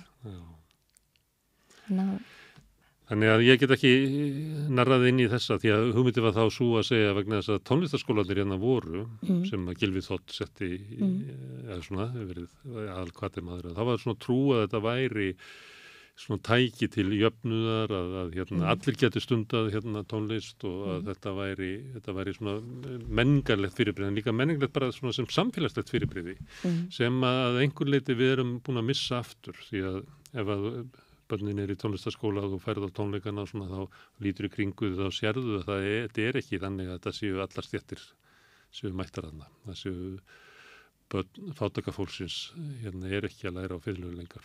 Nei. En ég held að sé algjörlega rétt að alveg rétt hjá honum að þetta væri tæki til jöfnuðar áður fyrr en svo er það auðvitað ekki lengur, sko. Það er það ekki lengur. Nei. Að því allt er auðvitað, eins og ég segi, allt er gert að markaðsvöru og þú veist og núna, þú veist, bara eru tómstundir eitthvað sem að bara ég segi ekki efna fólk en bara fólk sem á peninga er eina fólki sem búið að markaðsvæða frístundastyrkur, þetta er náttúrulega nýfrjálsöki hugmynd from hell þetta er það sama og menntamálaráðherra Trump vildi innleiða inn í skólakerfið þannig að foreldrar fengi bara ávísun til þess að geta farið út á markaðinn og keypt menntun fyrir börnin sín og það frístundastyrkurinn er þannig og það hefur verið sýnt fram á það að hann er minnst notaður upp í Efra-Breiðholti þar sem að fólk fátækast og helst innflytjendur. Þannig að hann ýtir ekki undir tengsl inn í samfélagið. Nei. Heldur þvert á móti. En samt talað þetta eins og þessi jöfnunartæki. Þetta bara mesta kjaftaði í heiminum, sko. Því að þú veist, mín reynsla af frístundastyrk svo að, þú veist, leið og frístundastyrkarinn hækkaður eitthvað pínulítið, þá hækkar gjaldið í listaskólan eða námskeiði. Og eftir situr kostnaður við búningin eða hljóðfærið sem að fátækra fólkið á að gera. Sem að í gamla dag ákast að fengi lána hljóðfærið. Já, í raun og veru eða skólinn einhvern veginn vildi, að því að skólinn vill þroskast sem svona menningarlegt fyrirbrigði og hann þarf á fátækafólkinu að halda líka til þess að hann bara breytist ekki yfir í eitthvað svona breskan yfirstjættaskóla sem bara ómenning. Og fólki sem kemur þar út óhæft til þess að taka þátt í lýðræðislegu samfélagi að því að ég kann ekki að umgangast neitt nema sjálfan sig. Þetta er svolítið óhugnalegt, sko. Já, og mjög sorglegt, sko. Mjög sorgleg þróun á samfélagi, sko. Finnst mér, sko. Því að þetta já, þú veist, í raun og veru líti á þetta bara sem svona yfirnáttúrulega stóran glæp, skilur gagnvart manneskjum, sko, og samfélögum. Það er að skemma samfélaginu okkar. Já. Herðu, hvenær fattaru að þú verið tónlistarkona? Ég náttúrulega hef alltaf elskað tónlist. Já. Og ég alin upp við, einmitt, ég kannski bara, ég kannski ekki ennþá búin að fatta það, eða hef alltaf vitað það, annarkvort, sko. En ég alin alltaf upp í mikilli músík og pappa og mamma hef alltaf, þú veist, spilað rosalega mikið af músík og þú veist, já, það var bara endalaust tónlist. Og hvaða músík? Hvernig? Hvaða músík var á heimilinu? Það er náttúrulega bara alls konar, þú veist, jazzmúsík og klassísk músík, mikið, Wagner var svolítið upp á borðinu, það er svolítið traumatist. Þetta er vínilplötu kynslóðin. Já, vínilplötu. Það sem var hægt að vera með, það sem heilu symfóníuna var hægt að spila þær. Kynslóðina undan voru 70 snúningaplötunar, þá voru aríur, af því að rúmaðist ekki meir inn á. Já. Og svo líka bara jazzin og þá byrja að lengjast verkin, þetta er vínilplötu kynslóðin. Já, algjörlega, ég meina, ég held að við verið það öflugt allavega, þú veist að við vorum með bæði, sko, það bæði vínilplötuspilarinn og svo líka, sko, spólutæki og þú veist, það var svona allir pakkin, sko. Þannig að, og ég... Góð hlungjaði. Já. Svona meira við þann tíma. Og ég... Virðing fyrir músík. Já, mjög mikil virðing fyrir músík og ég fór á jazz tónleika með pappa mínum. Ég svo til dæmis Níls Henning Østepesen með honum í Háskólabíó. Og ég veit ekki hvort ég verið 9 ára eða eitthvað, ég bara veit ég maður það ekki. En svona, og ég fór líka á klasstónleika. En ég hef ekki verið nema kannski 10-11 ára þá. Og hvað tókuð þið þákað? Já, hlýtur að verið fylgd með fullorðnum. Já, mamma. Og sem sagt, ég meina, og bara endalaust, þú veist, alin upp við músík alla tíð, sko. Og íslenska músík og Megas náttúrulega var aldrei svona innanstokks á mínu heimili til að byrja með. Heimilisvinur eða? Já, heimilisvinur. Svona, já, fram til einhvers tímapunktar, þú veist, að þá eitthvað eins og hvarfan. Og þú veist, og það er svona, þú veist, það eru margir svona punktar á leiðinni, sko. Þú veist, svona tónlistapunktar, sko. Og ég var líka fyrir miklum áhrifum af söngkennaranum mínu, Magnúsi Pétursinni, sem spilaði undir í morgunleikum með Valdimar Örnólfssyni. Og hann var alveg... Það er í Melaskólanum þá? Ég myndi segja að hann hafi kannski verið sá sem að svona gerða verkum að ég skildi ástina á tónlist, sko. Það að vera inn í tónlist og vera í kór og syngja og þegar hann spilaði á píanó, sko, þú veist, það var svona vímukent ástand, sko. Þú veist, það var svo ótrúlega mikil svona gleði og hamingja sem fylgdi því að, þú veist, að vera hjá honum í tímum, skilurðu. En hann gerði ekki neitt, sko, og eftir að, þú veist, bara, hann gerði ekki neitt, hann kendi aldrei. Þú veist, hann var bara þarna og spilaði bara og sagði bara, ég er búin að semja lag og þú veist, og það var bara svona inspirerandi allavega fyrir mig, sko. Og ég held að hann hafa kannski verið svona þú veist, innleiti hjá mér svona tónlistarhamingju par excellence, sko. Og já, þannig ég get þakka honum fyrir það. Og hvað er það? Ekki er það þannig að tónlistin sé svona skjól frá erfiðar í heiminum eða... Jú, hún er það alltaf frá rök heiminum. Það eru skjól. Þú getur maður, þú veist, ef maður er alveg að gefast upp á hinum heiminum, getur maður þá farið inn í tónlistina. Já. Og það er absolutt þannig. Og safna orku og labba svo út í hitt, láti berja sig niður og fara svo inn aftur. Eða hún getur líka eltmann. Já, til þess að geta átt. Já, og það er líka, þú veist, og þannig er líka mitt tónlistaruppeldi. Þú veist, herstöðanstæðingaplöturnar, áfram stelpur, þú veist, já, ég bara nefni aftur Magnús Þór Jónsson, þú veist, sko, hápólitískur, alltaf, hverja einustu sekundu. Þú veist, það var sænst prógram sem að foreldrar mínu fór á, svona, tjaldprógram, sem var stanslaust spilað og þú veist, og maður sko, þú veist, það var svoleiðis bara, sko, maður fylltist þannig eldmóða í bara maður man ekki eftir öðru einskilur og þú veist, og hefur auðvitað, En stundum gæti þetta orðið svona skrítið, sko, maður fyrir eitthvað partí og allt í einu bara að spila þjóðlög frá Eritríu því að hefur eitthvað svona pólitíska tilgang og það bara ekkert skemmtilegt. Við erum verið áhugavert í sjálfu sér en ég meina, ekki hægt að sitja bara klassa á fóninni eða eitthvað, hvað er þetta? Jú, svo gerir maður það líka og þú veist, það segir bara, ótrúlega akvitt smáborgarsvin, þú veist, maður margir, maður alls konar, þú veist, og maður nennir stundum ekki þessari djöfusins pólitík og maður nennir stundum ekki að vaska upp og það er alls konar hlutir, þú veist, maður latur og maður duglegur og maður eldhugi og maður meir og maður glataður, skilur þú veist, það er allt þarna, en maður má aldrei láta berja sig niður, þú veist, maður bara muna það.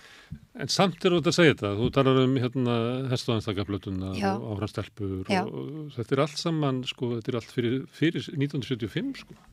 Síðan kemur bara tímabil þar sem að, sko, pólitísk list er eiginlega sáralítil, sko. Já, nema Bubbi, náttúrulega. Ja, Bubbi. Já, hann heldur svolítið merkjana lofti. En hann er eins og kynslóða villingur, sko. Það er bara, hann har svo mikið eldri bræðrum, þess vegna er hann svona. Já. Hann er með eitthvað svona tón sem er eiginlega, þú veist, til er svona 7-8 árum eldri en hann er. Já, en hann nær að flytja hann nær, þú veist, hann nær því og hann er líka alveg nógu, sko, sjálfsmiðaður og hann er með, sko, þú veist, hann er með allt þetta sem að kannski, þú veist, hann er með allir þessi element sem að þú veist, sem að manneskjan verist þarnast, þú veist, hann ljómar, hann, þú veist, hann gerir mistök, endalaus mistök, hann er alltaf að mistíka sig, hann stendur alltaf upp aftur. Og svo er það rödd, sko, hann tekur já, og ég meina, hann er alltaf músíkant. Hrörnun smáþorsins og baráttu karla og kvenna og dregur þetta í gegnum sig og talar inn í kynslóðina. Og vílar ekkert fyrir sér. Og sumir nota hann bara sem, sko, spegil á sjálfan sig, sko. Það er bara ótrúlega áhrifamikill maður, Bubbi Morthens. Já, það bara verður aldrei tekið á hann, sko. Og hann er, þú veist, hann hefur samkennd með fólki, þú veist, og hann sýnir hana og þú veist, og hann er ófeim og það er kannski það, sko, hans aðal er að vera ófeimin við að viðurkenna sína breyskleika. Þú veist, meðfram öllu þessu. Og þess vegna þetta talar hann til svo margra, sko. Þannig að, þú veist, ég myndi segja... Og hræddur við að taka fyrir ykkur umfjöllunarefni sem að kannski er ekkert búið að setla þau í samfélaginu. Nákvæmlega. Og kannski ég var alltaf búið að nefna þau sumum tilfellum, ég ætla að setja bendarslista. Já, þannig að það er Trúbador bara par excellence sem að ferðast og dregur upp einhverja mynd af fólki og samfélagi sem að fólk getur speglað sig í. Já, og hann kemur hlutum í orð, ég meina talandi þú veist að að við byggja Ármannsson tekist á pólitík sem lítið börn, sko, þú veist að þá var það mitt þetta sterkasta vopn bara í einhverjum eðlisfræði tíma í 12 ára bekk, sko, þú veist að hoppa upp á borða allt tíun og þú veist, og fara með ísbjarnablús allan, skilur, þú veist, eða eitthvað, að því að þetta er svona tæki, þú veist, þú tekur allt úr umhverfinu og þeim er það kannski ekkit gott með að tjá sig, eins og ég á ekkit raunverulega gott með að tjá mig. Þú veist, þannig séð, sko. Þú veist. Ekki orðum eða færa rök fyrir því sem ég er að segja akkurat núna, þú veist, en fer svona kannski meira á tilfinningunni í gegnum hluti, heldur en röklega. Það er ekki svona menntaskólakennari í... Nei, ekki að eðli mínu, kannski. Ekki svona með töflu að greina þetta. Nei. PowerPoint er ekki þitt. Nei, og þá er svo þakklátt ef maður getur, þú veist, þá er sammenningamáttur, þú veist, þá er maður svo þakkláttur fyrir, þú veist, að einhver kann að koma einhver í orð sem að maður vildi segja, skilur.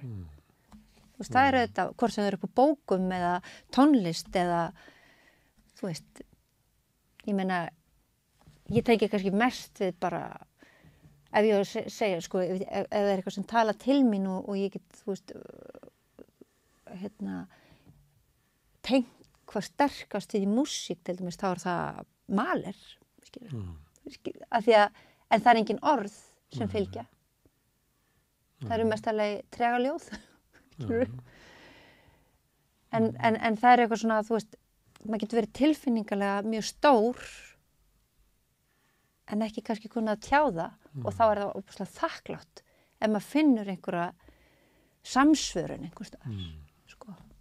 Og þú tengir við Mahler, þennan trega, sem hann er alltaf að fjalla sko. Einhver sagði með Mahler að þetta er allt saman lagið, því að sömuleyti er það þannig, þannig er bara, hann bara yrkir inn í sama eitthvað, hann er alltaf að segja svipaða sögu, hann er bara, náttúrulega er þá bara sér hylla.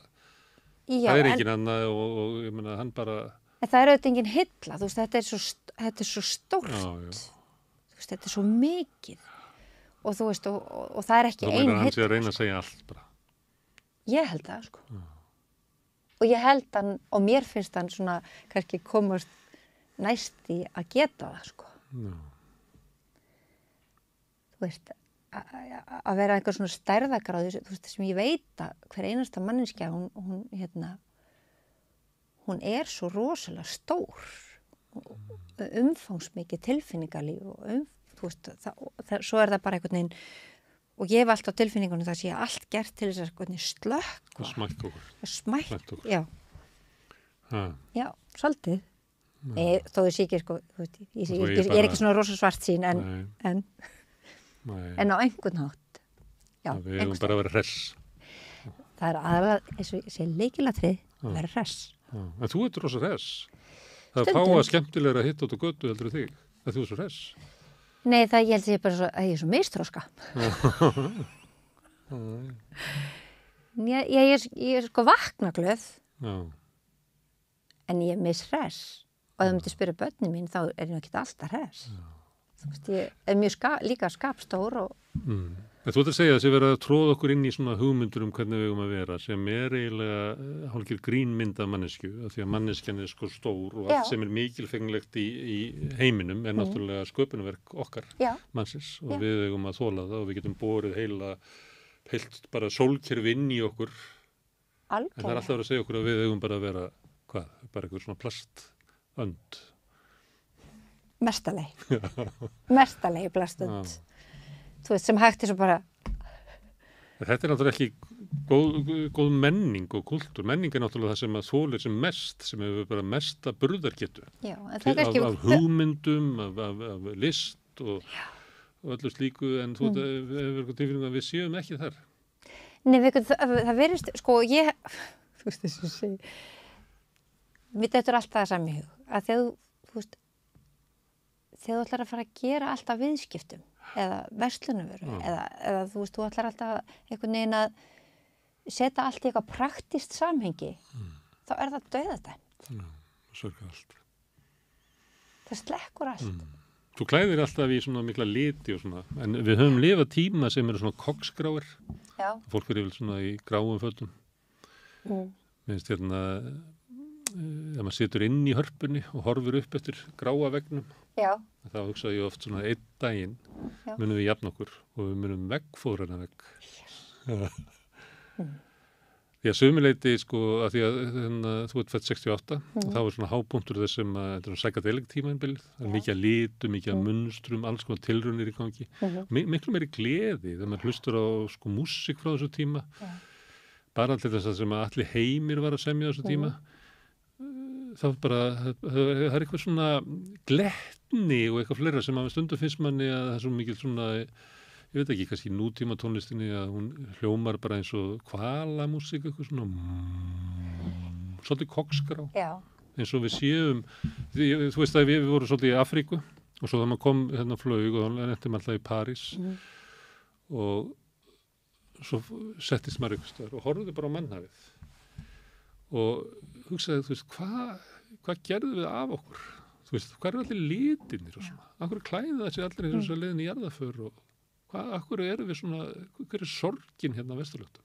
Af því að náttúrulega í Afríku er svo stjórnlausi litir og svo mikil bara allt öðru í sér svipmót á mannlífinu, Ég held að sé akkurat þetta. Þú veist, það er þetta eitthvað svona, þú veist, að það var fundið upp eitthvað sem hétt rétt hugsun. Það fundið upp eitthvað sem heitir rétt klæðnaður eða ég veit ekki, þú veist, og sem að fólk gengur bara inn í af því það langar til þess að einhvern veginn að vera meðtekið, skilur. Þetta spilar allt inn á einhverja svona líðan hjá fólki, þú veist, að langa að vera samþyktur, þú veist, ég vil þetta samþykja mig.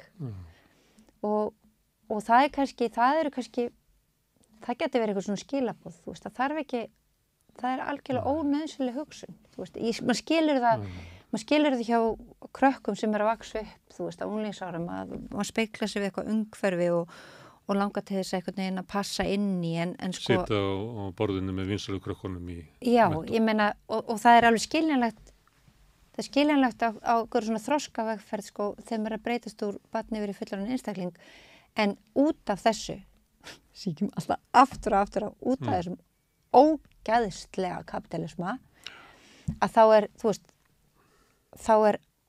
sem sagt, ég meina, þegar ég var lítil, það var eitthvað sem heit barnatíska, hún var ekki til, skilurðu, ég get ekki,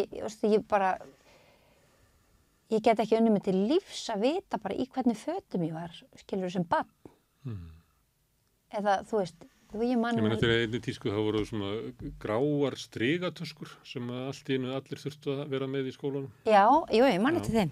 Kínaskotnir. Jú, reyndar og allt svo leið, einmitt, þetta eitthvað tíska. En þetta er allt frekar ódýr, þetta er eitthvað sem allir geta keypt. Já, en þegar þú ert komin með, þú veist, þegar þú ert komin út í það að 3 ára gamalt barn þú veist, það sé ykkur tíska til fyrir 3 ára gamalt barn þá sé bara, þú veist, ég veit ekki það skilji bara allt í henni ekki hvert fyrir komin skilur, fattar við mig en talandi þetta, þú veist, förum aftur að því, þú veist, af hverju það svona þetta nær svona einhvern veginn þú veist, þetta nær þessu að, þú veist, einhvern veginn að allir verðast vilja vera ósýnilegir, að það sé eitthvað ég held að það sé líka eitthvað svona hluti af þessu. Þú veist, þú vilt ekki láta taka eftir þeirra því að þú vilt ekki vera álítinn skrítinn eða þú veist, eða eitthvað. Og þetta segja, þú veist, þú ert alltaf svo litrík og hress. Nei, ég er nú bara ekkert alltaf hress. Segir bara, þú veist, ég bara það, þú veist, en hins vegar, ég gekk mjög í svörtu mitt sem unglingur. Og hlemmi. Já.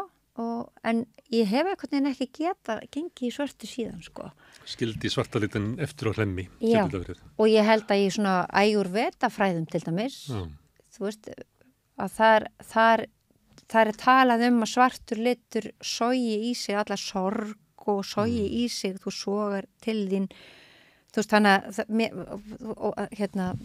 þú veist, litir hafa mikla þýðingu og þú veist, og það er kannski bara þetta að kveikja á sínum litapalettum, Þú veist, þetta kannski ekkert flóknar af það.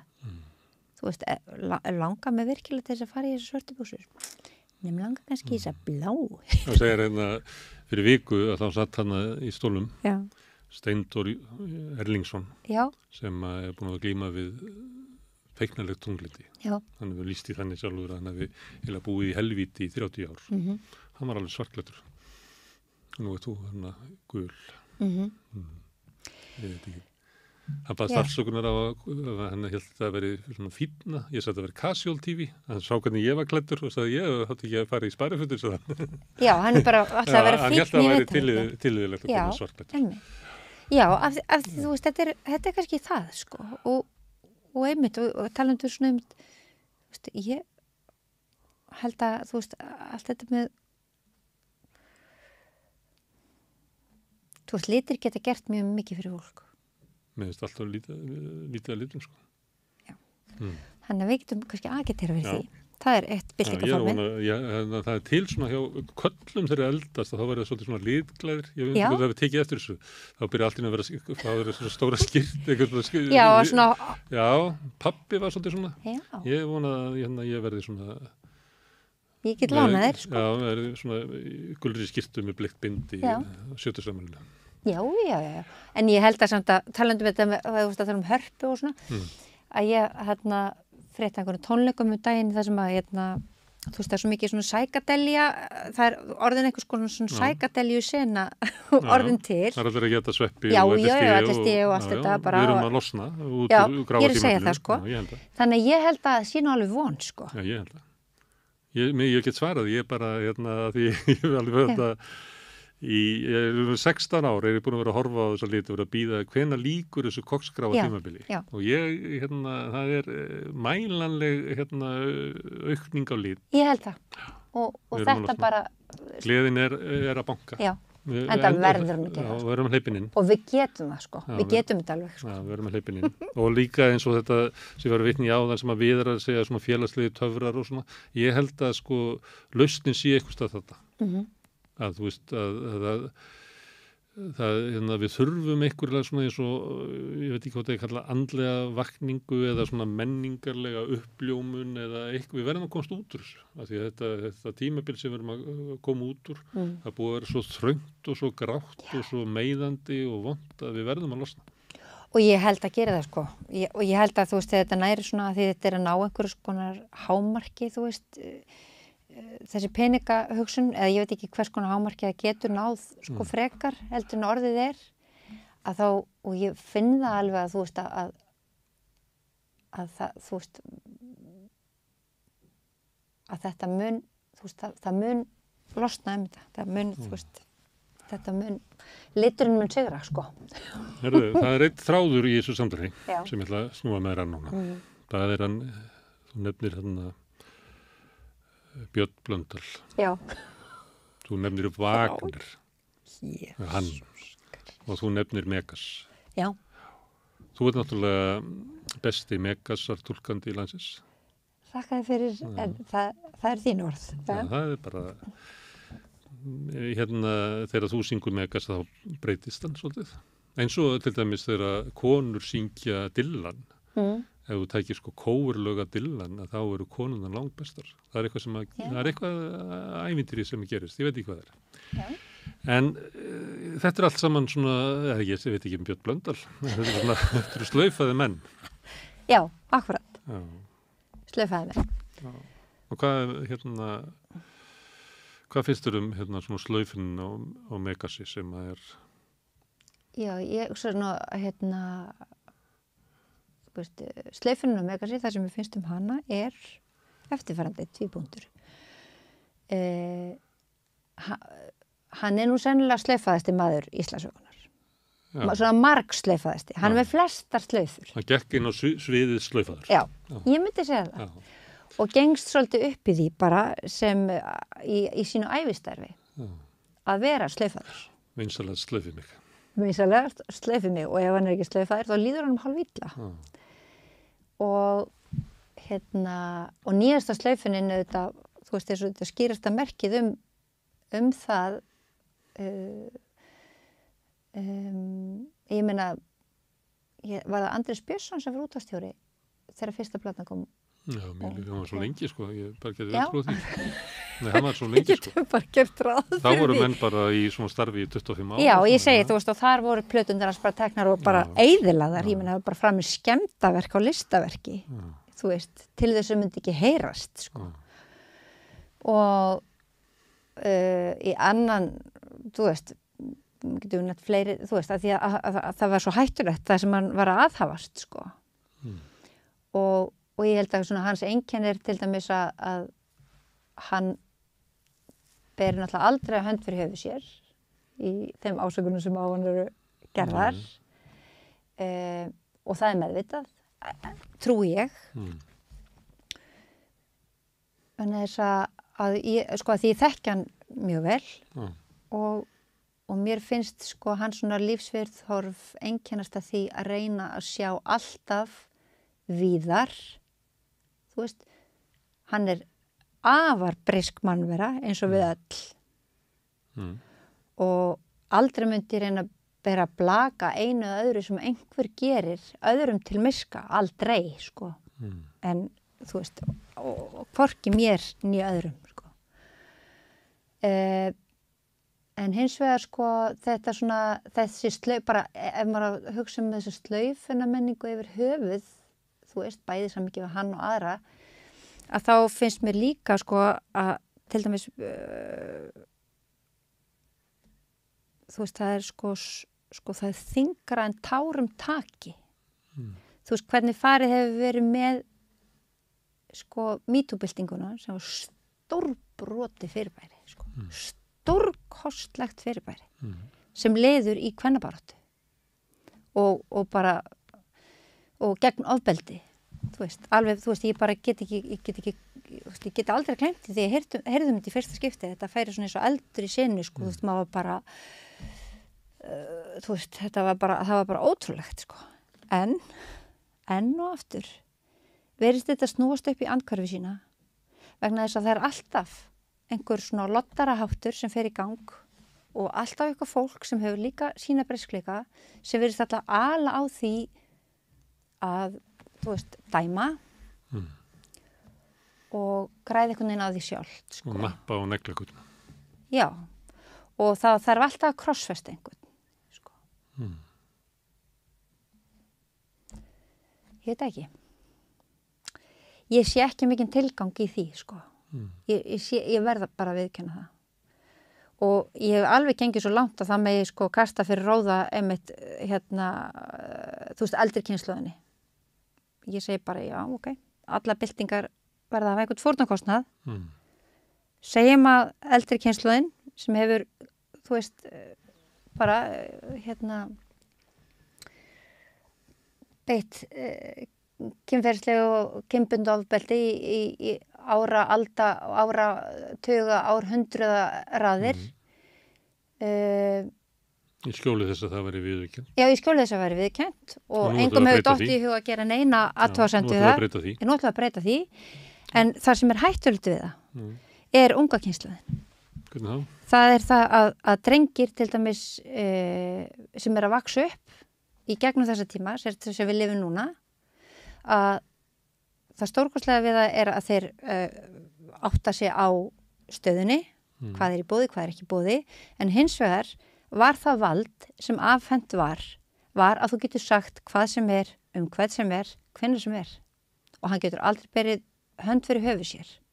Og það kann að vera, þú veist, að fólk verði brjálað, sko, ef því ég segi hennar hluti, sko, og þá bara finnst mér gott að það sé rökrætt og rætt fram og tilbaka.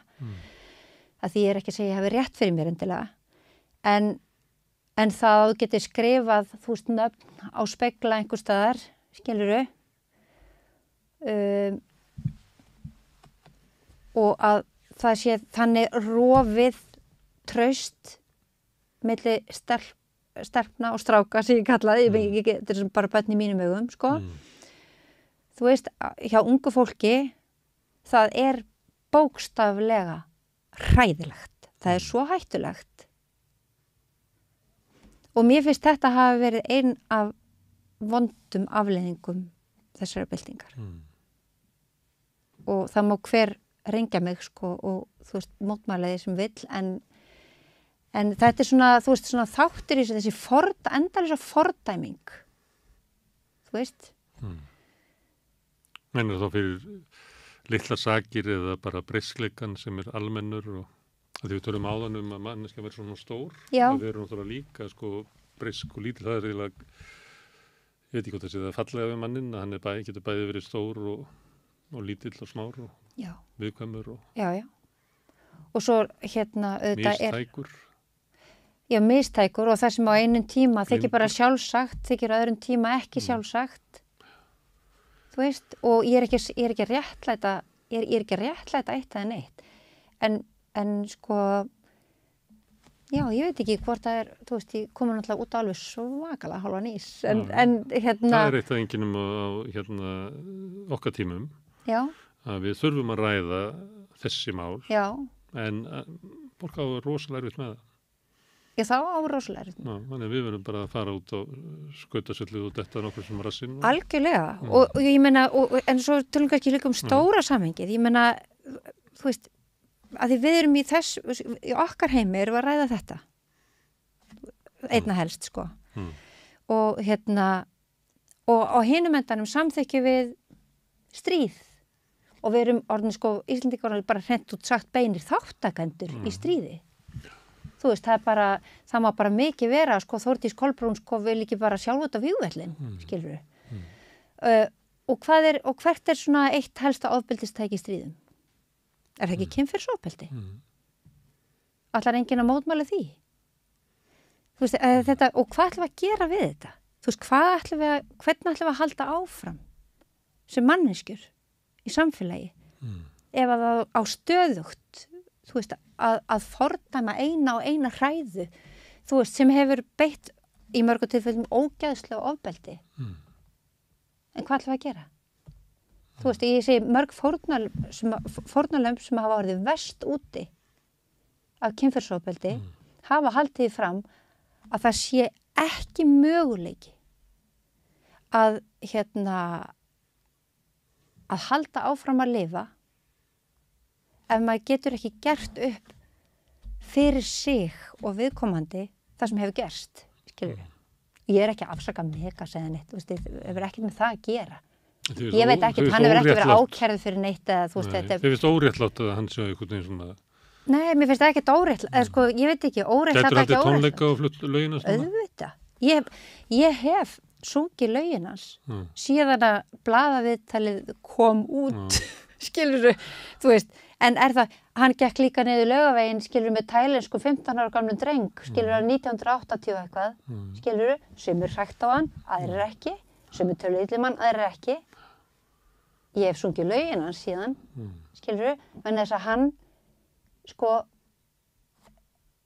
hann er skáld og tónlistarmaður sem er einn okkar mikilvægasti. Þjóðskáld. Mér finnst það. Þjóðskáld. Já. Og í gegnum til dæmis hans texta held ég að okkur takist að skilja einmitt mannlega briskleika betur en með mörg öðrum. Betur en í gegnum Snapchat eða Tinder eða ég veit ekki hvað þetta er, TikTok eða ég held það. Ég hef þá trú, sko. Og meðan ég trúi því, þá syng ég og ég er að fara að gefa út plötu. Þú veist, tónleikaplötu. Þessi ég flytt hans tónlist og þú veist ég bara, hans tónlist og hans arfleið er eitthvað sem ég er þakklátust fyrir. Mér finnst það alveg sko brútalt, það finnst mér lélegt, það finnst mér líka stórkostlegt, en þannig er það með manneskjur, þannig er það með skáld, þannig er það með alla sem hafa eitthvað fram að færa. Þú veist, það er bara allavega þú veist, þetta lítur allavega út, sko. Þið finnst þetta ósækjandi eitthvað? Nei, ekki, mér finnst það heldur ekkert ósækjandi, skilur. Mér finnst það ekki. Af því að og ég held að ég ætla alls ekki að fara að tala fyrir hans hönd. Ég er ekkert Þú ert ekki sendiherra Megasar? Hæ? Þú ert ekki sendiherra Megasar? Ég alls ekki, ég tala bara fyrir mig. Mér finnst það ekkert ósækjandi, en þú veist, og mér, þú veist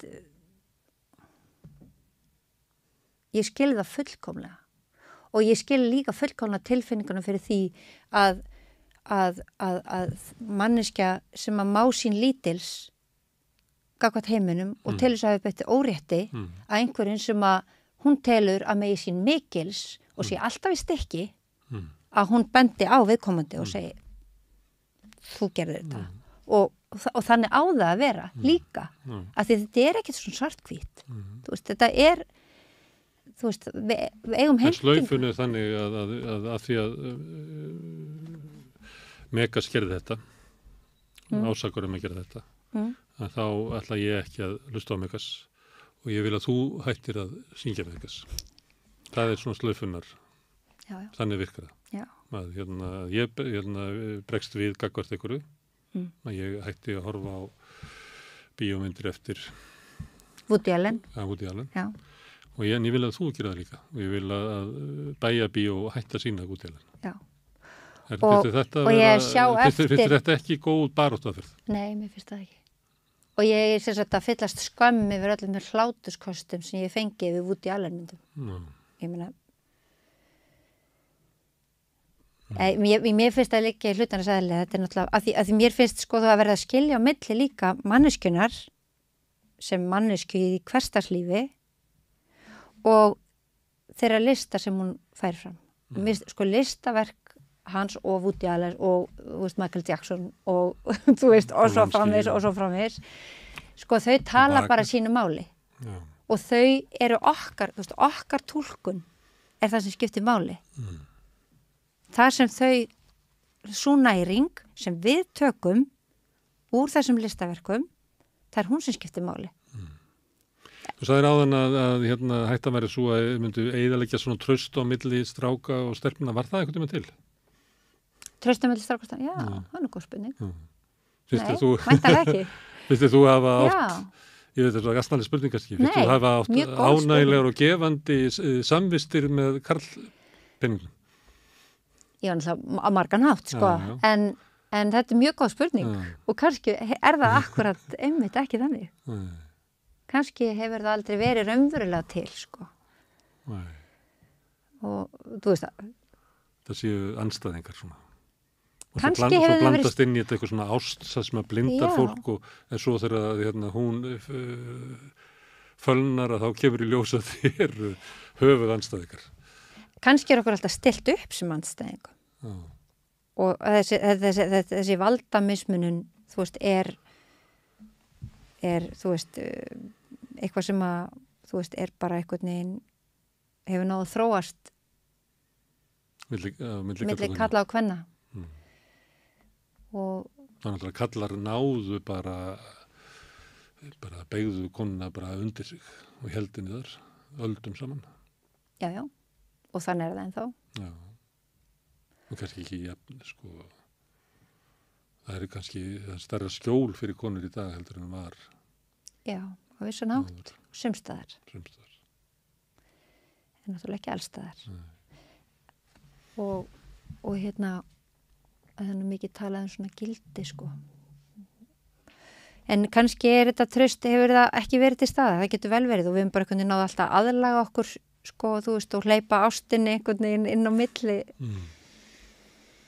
Þú veist og vígvöllin glemt okkur smá stund en svo bara tekur alltaf við helvíti stríðið svolítið og ég held að það með alveg til samsvæði að færa sko þú veist eins og allavega einmitt en en mér finnst það kannski verið alltaf svona mikilvægt að það sé sko einmitt að uppleggi sé það að það sé hægt að treysta af því það er akkurat það sem kannski hefur eyðilagt fyrir manni þú veist, akkurat í einhverjum nánum samböndum, þú veist, eða ónánum samböndum, og vantraust er bara alltaf það sem skemmir, sko.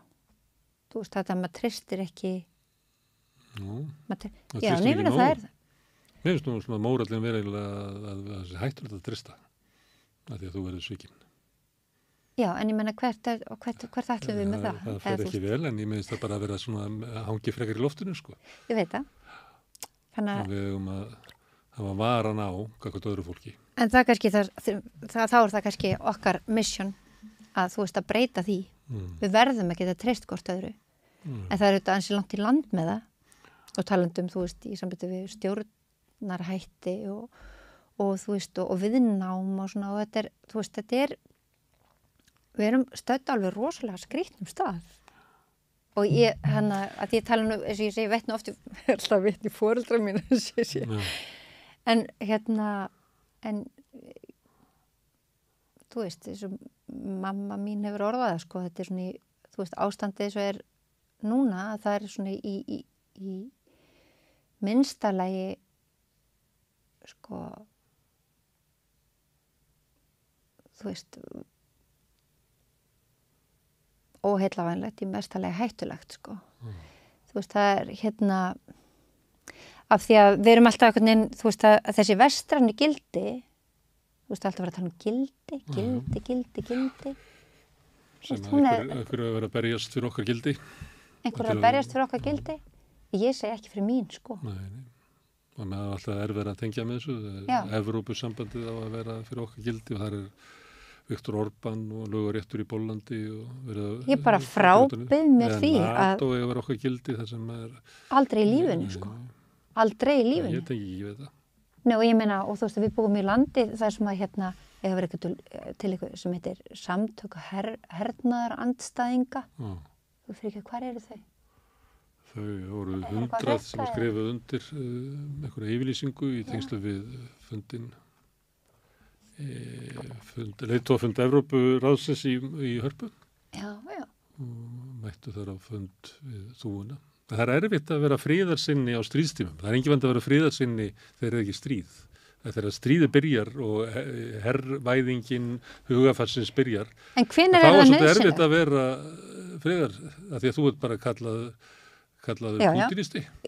Það er nákvæmlega það sem ég er að tala um, sko. Það er nú þessum öllum þessum partíum hefur verið lyft upp, skilur, að maður er bara settur í flokk með Putin. Já, þú syngur ekki í NATO-söngin milli rétta að þá springur. Það er bara þannig, því miður. Já, okkur tekst ekki að ræða þetta. Nei. Það verður blammeringarnar koma í gang. Þetta er þegar við varum að tala saman að því að það var að tala um traust, ég var að tala um traust á milli svona kynjanna og einstaklinga og þess að við byrjaði að kenna okkur umverulega var okkur á öðru fólki, að það tristaði ekki of mikið og það er hvernig hangir í loftinu. Þá er ég veltað fyrir mér sko að það sem ég vil minna um það að við áttum að trista þríeykinu, stjórnvöldum. Við höfum að treysta sko hernaðarstefnu NATO. Þannig að það var sagt í fólk sem að lifði í Sovjettímanum. Það hefur sagt einhvern veginn að þess að veru. Í gamla daga að þá máttum við ekki hallmæla stjórnvöldum. En við gátum sagt við verkstjóran að bara fokka sér sko. En núna megum við gagnrýna stjórnvöld en við verum að hlýða verkstjóranum. Þannig að þá ætla ég að pröfa að segja eitt. Áður að þá treystum við hvort öðru bara sem manneskjum en við fengum stjórnvöld. En nú er eiginlega verið að segja okkur að því að við höfum að hlýða stjórnvöldum en vantreysta náunganum. Gæti við að við værum að fara inn í eitthvað svona ástand. Já. Það er rosalegt. Og þú heyrir bara hvað þetta er. Já. Þetta er bara þetta er bara ávísun og tortimingu. Já. Þetta er eins og verið að bara steikja mennskuna. Já. Þannig að þú ert svolítið þetta. Ég er svolítið þetta. Já, þið finnst svolítið þið líst ekki alveg á þróunina í samfélaginu okkar. Nei. Og mér finnst það bara að það verði einhvern veginn að þú veist, við verðum bara að opna fyrir það að við getum tjáð okkur þú veist, opið en að þú veist, allir þessi fordæming og allir þessi stimplun þú veist sko, hún er algjörlega óþörf. Já, ég meikar ekki að því að ég er svona þráður í mér sem er svona kristinn. Já. Ég veit ekki hvort ég er trúar eða sem finnst það bara ákveð svona skjól í svona svona manngildishugmyndinni og það er svo margt sem að var verið að tala svona bara tilvistarlegt hverju við værum á fyrri öldum sem er bara tilheyrir þeim farvegi. Já. Og það gerir maður verið mjög erfitt fyrir mig að fordæma fólk samkvæmt skipun. Vill alltaf finna svolítið til með sakamanninum líka. Ég bara... Já, það hefur þá allavega sammeigilegt og þú veist, ég held að ég ræði ekki við þetta, ég var alveg bara svona upp, sko. Ég held að hérna, að þetta sé svolítið gott upplegg, þú veist, af því að það í raun og veru, sko, er ávísun á meiri velíðan hjá fleirum og það er ávísun á velferð. Þú veist, að okkur geti liðið vel með hvert að öðru, sko. Og hérna, og þetta er, þú veist, mér finnst það bara einhvern veginn, já, eins og ég segi bara svona, þú veist, kannski, finnst eitthvað nú hallar eftir orðin, svona humanismi, sko, þú veist, að fordæma mikið fólk, þú veist, til hægra og vinstri, ég meina... Það er með yfka humanisma. Já, við verðum eiginlega að gera það, sko, æfa okkur í að gera það. Bara í staðan fyrir að fara, sleppa þig kannski að fara í ræktina. Ekki sleppa þig að fara í Vesturbælaugina. Heldur að taka svona nokkra lyftingar í humanisma og ástan á ángana. Það gæti verið rosalega gott mál. Reyna að hrista af sér svolítið fordómana og reyna að, hérna... Við höfum einhvern veginn að koma upp eitthvað eftirspurn eftir humanisma. Já, humanist, world class, við getum búið bara til eitthvað svona líka svona andleg rækt. Já, sko, svona raunverulega, þú veist, en hver getur náttúrulega bara gert það innra með sjálfum sér, skilur við, til þess að sé satt, sko, því leiður þetta að fara að reyna að sanna það fyrir einhverju öðru fólki, þá missir það einhvern veginn svolítið gildi sitt, sko. Ég held að þetta sé bara komið tími á að þetta sé gert. Svo komið bara okkar námskeið og svo fyrir þau heim og eina af verkefnunum er að tala við konuna sem afgreiði í bakarínu og kynna þér einhvern sem á sorta binda og veltaði fyrir hvað þetta gera við, gangast við hvað þínir erfiðleikar eru og hafa samband við eitthvað sem er í svipari stöðu. Þetta er náttúrulega langbestu, sko, sjálfstyrkingarnámskeiðin er að standa í einhverju, sko, samfélagslegri baráttu til þess að bæta kjör fólks. Já. Þá losnar við að hugsa sjálfa í smá stund. Ég held að það sé besta lækningin, sko. Þú veist að því þetta... Því að þessi svona sjálfsmiðun, hún er alveg, það er alveg, komið bara fínt að henni, viss mér. Maður er svona alveg svona, orðið aldrei sattur að henni, sko. Herðu, við erum að tala svolítið svona, ég veit ekki, með Maggastína í heiminum. Já. Ertu mikið svona þarna, cirka, fyrir utan svona tilfinningalíf og sem er í kynna músíkin og svona, finnst þetta skipta máli að þú veist, geta staðsett einhvern veginn í heiminum, þannig að skilja stöðuna í heiminum? Eða er þetta sparital? Nei, þetta er ekki sparital. Ég er alltaf spekulera, ég meina að þú veist að ég hugsa mikið um svona mína stöð í heiminum. Já, og svona hvernig heimurinn er að fara á samfélagi. Já, ég gera eiginlega allt of mikið, sko. Þú veist, þess vegna, sko, er tónlist mjög nauðsynleg, sko. Og því þetta er, að því líka, sko, því svona, er svolítið svona, hvað segir maður, þó ég sé mikið félags, þá er ég líka svolítið intro og það er svona, þú veist, þá er ég oft þetta með að hérna, ég er heima að tala við útvarpið og ég er heima að tala við sjónvarpið og þetta er einhvern veginn orðið svona mjög æsingalegra, sko, svona alltaf bara eftir því sem árin líða. Já, þannig þú ert bara kortur frá þau ringja henni út af sögu. Það er bara alveg 5 minútur í það, sko. Já. Nei, og hérna, já, ég hugsa mjög mikið um það og svona, þú veist, ég tek það rosalega inn á mig svona tilfinningalega og ég er að reyna að æfa mig að taka ekki svona ofboðslega tilfinningalega inn á mig, þú veist, svona það misrétti sem ég heyri af og svo leið, sko. Þú veist, og svona svo pólitík sem hér er ástunduð er þess valdandi að ég er eiginlega alveg óð allan sólarhringinn, sko, nema þeirra bara, þú veist, ég stundu þurfti að hafa bara, sko, Ellu og Louis bara, þú veist, bara alltaf vinna seilingar bara, þú veist, þess að bara einmitt til þess að bara róa mig, sko, bara eins og lyf, sko. Það er ekki valkostur við það, því að hinn kosturinn er að brynja sig gagnvart þessu og bara þola það óréttlætið. Já, og það er kannski aðalega. Það er ekki raunverulega valkostur. Nei, það er ekki að þola óréttlætið, en að hætta að láta sér koma það á óvart. Ég held að það sé kannski það sem að þar, mér veist það hafi verið mjög ofalega beig í mínu svona hugsunarferli, að hætta að spyrja þessar spurninga. þú veist, og það er svolítið svona kratismi, svona, þú veist, að vera alltaf svona opaslega hissa á því sem er að gerast. Af því það er ekki til þess að vera hissa á. Nei. Þetta er bara, þetta er einn raunverulega átöku í samfélaginu. Já. Og andstæðingurinn er ekki með neitt gott í huga. Já, og þá erum við aftur komin inn í vantraustið, sko. Og það er náttúrulega dapurlegt. En við verðum samt að segja við andstæðinginn, þú veist, ég skil hvað þú ert að gera. Það kemur ekkert óvart. Væri nokkuð til að hætta því. En hann hættir því ekki, náttúrulega. Hann hættir því ekki, af því hann er í valdastöðu og þú ekki. Þess vegna þetta beita kannski einhverjum öðrum aðferðum. Það er margir flaska á þér en að milda hjarta andstæðingsins að kapitalismans. En það er auðvitað alltaf þess verðt að reyna það. Ef við myndum setja Katrínu Jakobsdóttur upp sem harmsugu, þá væri það það. Konan sem að reynda að milda hjarta Bjarna Benediktssonar. Já. Og endar síðan í lokasenunni með stál hjarta. Er þetta ekki bara ópera á leiðinni? Refni óperu. Ég held það, sko. Það er svona. Já. Herðu, Magga-Stína, takk fyrir að koma hérna. Takk fyrir mér, innilega. Spjalla. Og nú hafum við bara gott og gaman að þessu.